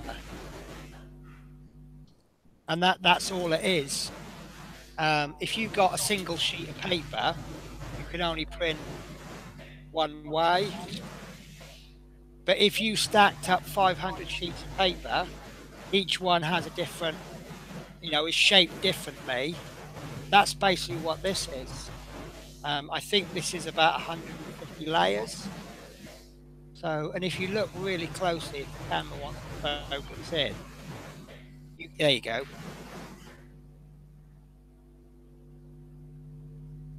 You can see each individual layer. So it's not really a three-dimensional object. It's just, this is 150 two-dimensional objects. So, something I'm looking at, I wasn't able to get it sorted out because I've only had the printer sorted out about 24 hours. But there is actually someone who's in the process of converting a picture of a Routemasters to a 3D print. But all he's done so far is the bodywork, the wheels, and the seats. But I mean, theoretically, if you could take enough pictures of something, you could turn that into a 3D render, so it can be done. However, wouldn't that be copyright of some description? I don't know. You're starting to get in dangerous territory there, aren't you? Mm. But there's no reason why we couldn't make modified parts or call them modified parts. So, but yeah, I mean, what I'm trying to do here is identify things, because that was my first thought when people said about the back wheel, they don't like the dustbin lid. I then looked at different pictures, and I think it's quite easy to design a little plug to go in, take the actual dustbin lid out and put a plug in. But I can't get a colour match on plastic. So you'd have to paint it yourself. So, right, I'm going to do this for Love Minis. Whoa. There you go, Love Minis. I think that's fireproof. But do you know what? That ain't done a thing to it. That's not even really hot.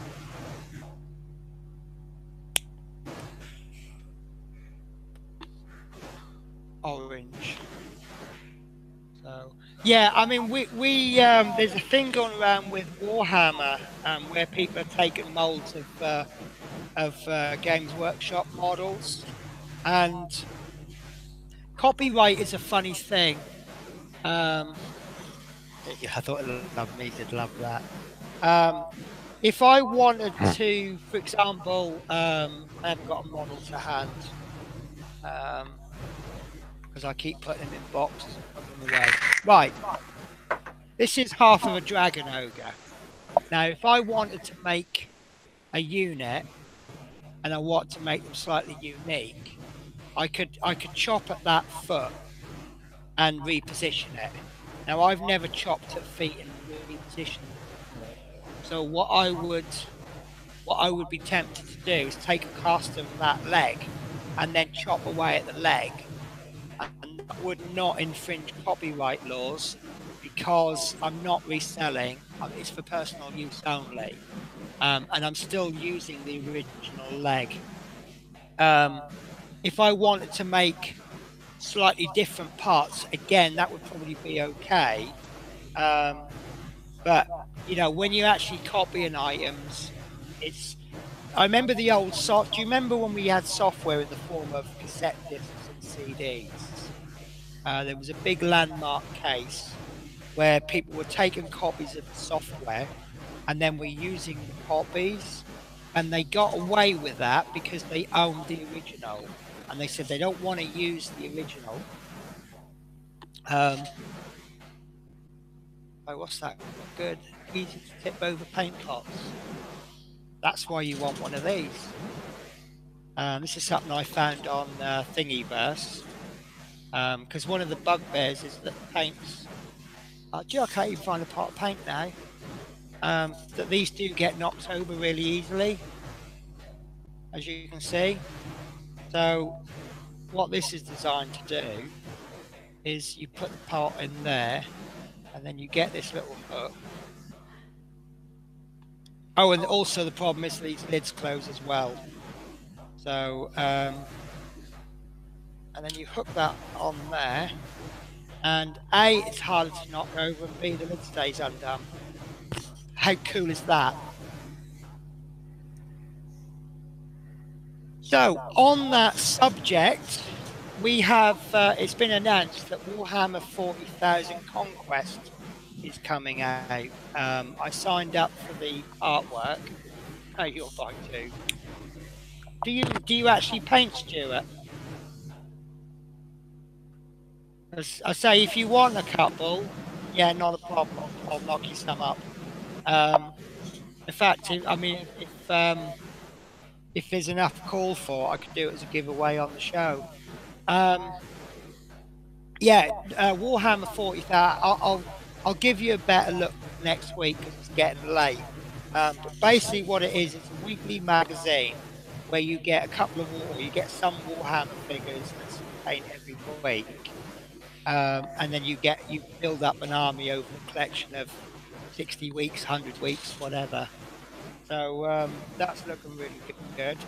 A rumor I've got, which I think is pretty much confirmed. We've talked about X-Wing, build the X-Wing. I don't know how many people here that would appeal to, but the common rumor is that the X-Wing will start when the R2-D2 finishes, which is, how many weeks have we got left, Horlicks? Can't be that many, can it? 15, I think. Right. Can't be long. Yeah, so on about 85, so yeah, there's about another 15 odd issues to go. So Right. yeah, not long. But yeah, the rumor is it's going to that X-Wing is going to start right after the R2-D2, and that's something that I do want to do. But someone dropped another little rumor, and they said X-Wing, we're already working on the next Star Wars project that will start when the X-Wing finishes. So I wonder what's coming after X-Wing. But that won't be for about 2.5 years. Which site do you want me to show you? Are we talking about Warhammer or are we talking about X-Wing? I'll have to show you the X-Wing, not the X-Wing. Right, let me just close down these 4 million windows I've got open. Okay then, well on that note, I need to disappear. Yeah, not a problem. Dinner is just about done and I need to quickly get in the shower and then I think I'm just going to go to bed. Yeah, no worries. But well, I'll just show the guys this Warhammer, then I'll be off as well. Yeah, so yeah, thanks everyone, and I shall see you everyone next week.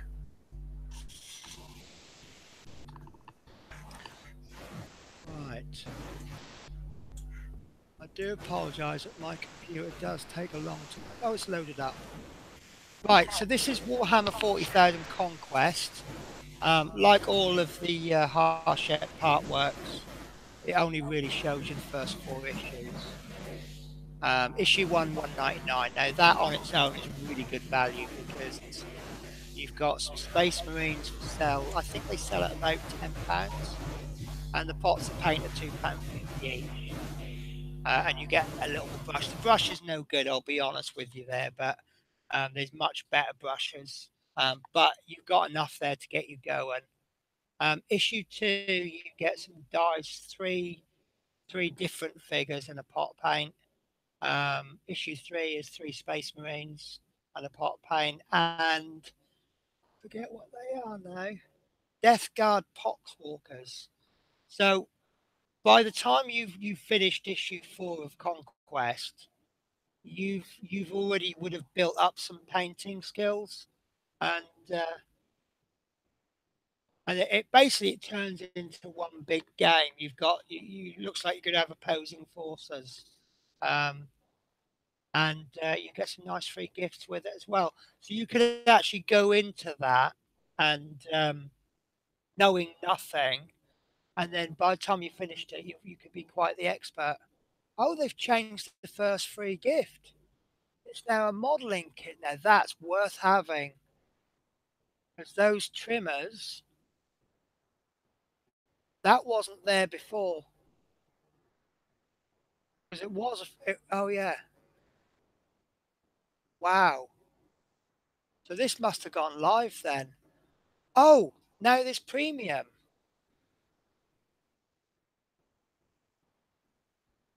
This is actually changed from when I saw it last night, because they were giving away a mug as one of the free gifts. Now they're giving away a paintbrush set. The paint and handle is now coming earlier. I mean, that's £5 worth of free gift there. Right, the first 4 issues, they're £1.99 for the first issue. It's £4.99 for the second issue, and then third and subsequent is £7.99. I'll just go back. Sorry, Horlicks. Yeah, thanks ever so much. 32 Solas asked me if I'm doing the E-Type Jaguar. I know Horlicks isn't. I was seriously debating it, but I think that with the upcoming part works that are coming out, I think I'm going to give that a bit of a swerve, because you've got let's say the X-Wings coming out, I think now in 3 months, about 15 weeks. And then we've got, well, this, I mean, I'm getting the first 3 issues for free because I signed up when it first came out. So that's going to be coming out every month. And I think the Terminator might be coming out, and I'm definitely going for that one. So that's going to be a 3-foot sized Terminator. So, right, okay. So I'll expand on those or talk more about it another day if you really want. This actually went on a little bit. Well, I say it's every week now, don't I? It went on for longer. So I'm going to draw this to a close now. So thank you everyone for watching. Brilliant issue. I can't fault this week's issue. And I'm really looking forward. Well, I'm always looking forward to next week's issue. I even look forward to next week's issue if this one's a bad one. So my homework is to design a sleeve for those wheels. Are the majority of people having problems with those buckled wheels? So I think yeah, Stuart, send us a message. Either, I think in the details below, down there, you should have my contact details on Facebook. If you want one of these made up, or if anybody wants one of these made up, just give us a buzz. And what I'll do is I don't want to make it for profit, but obviously I'll charge you a little bit just to cover my costs, and I'll be quite happy to do one of those. And then also pick a color, but there won't be, I might be able to make these up for free, because I get samples every time I buy a roll of filament. I can order a 10-meter sample.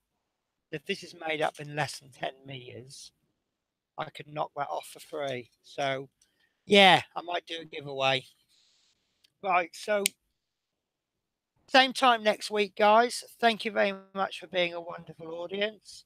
And I hope your week is fantastic. And Chris, I'll see you tomorrow. Okay, guys, so take care. Love you all. Bye-bye.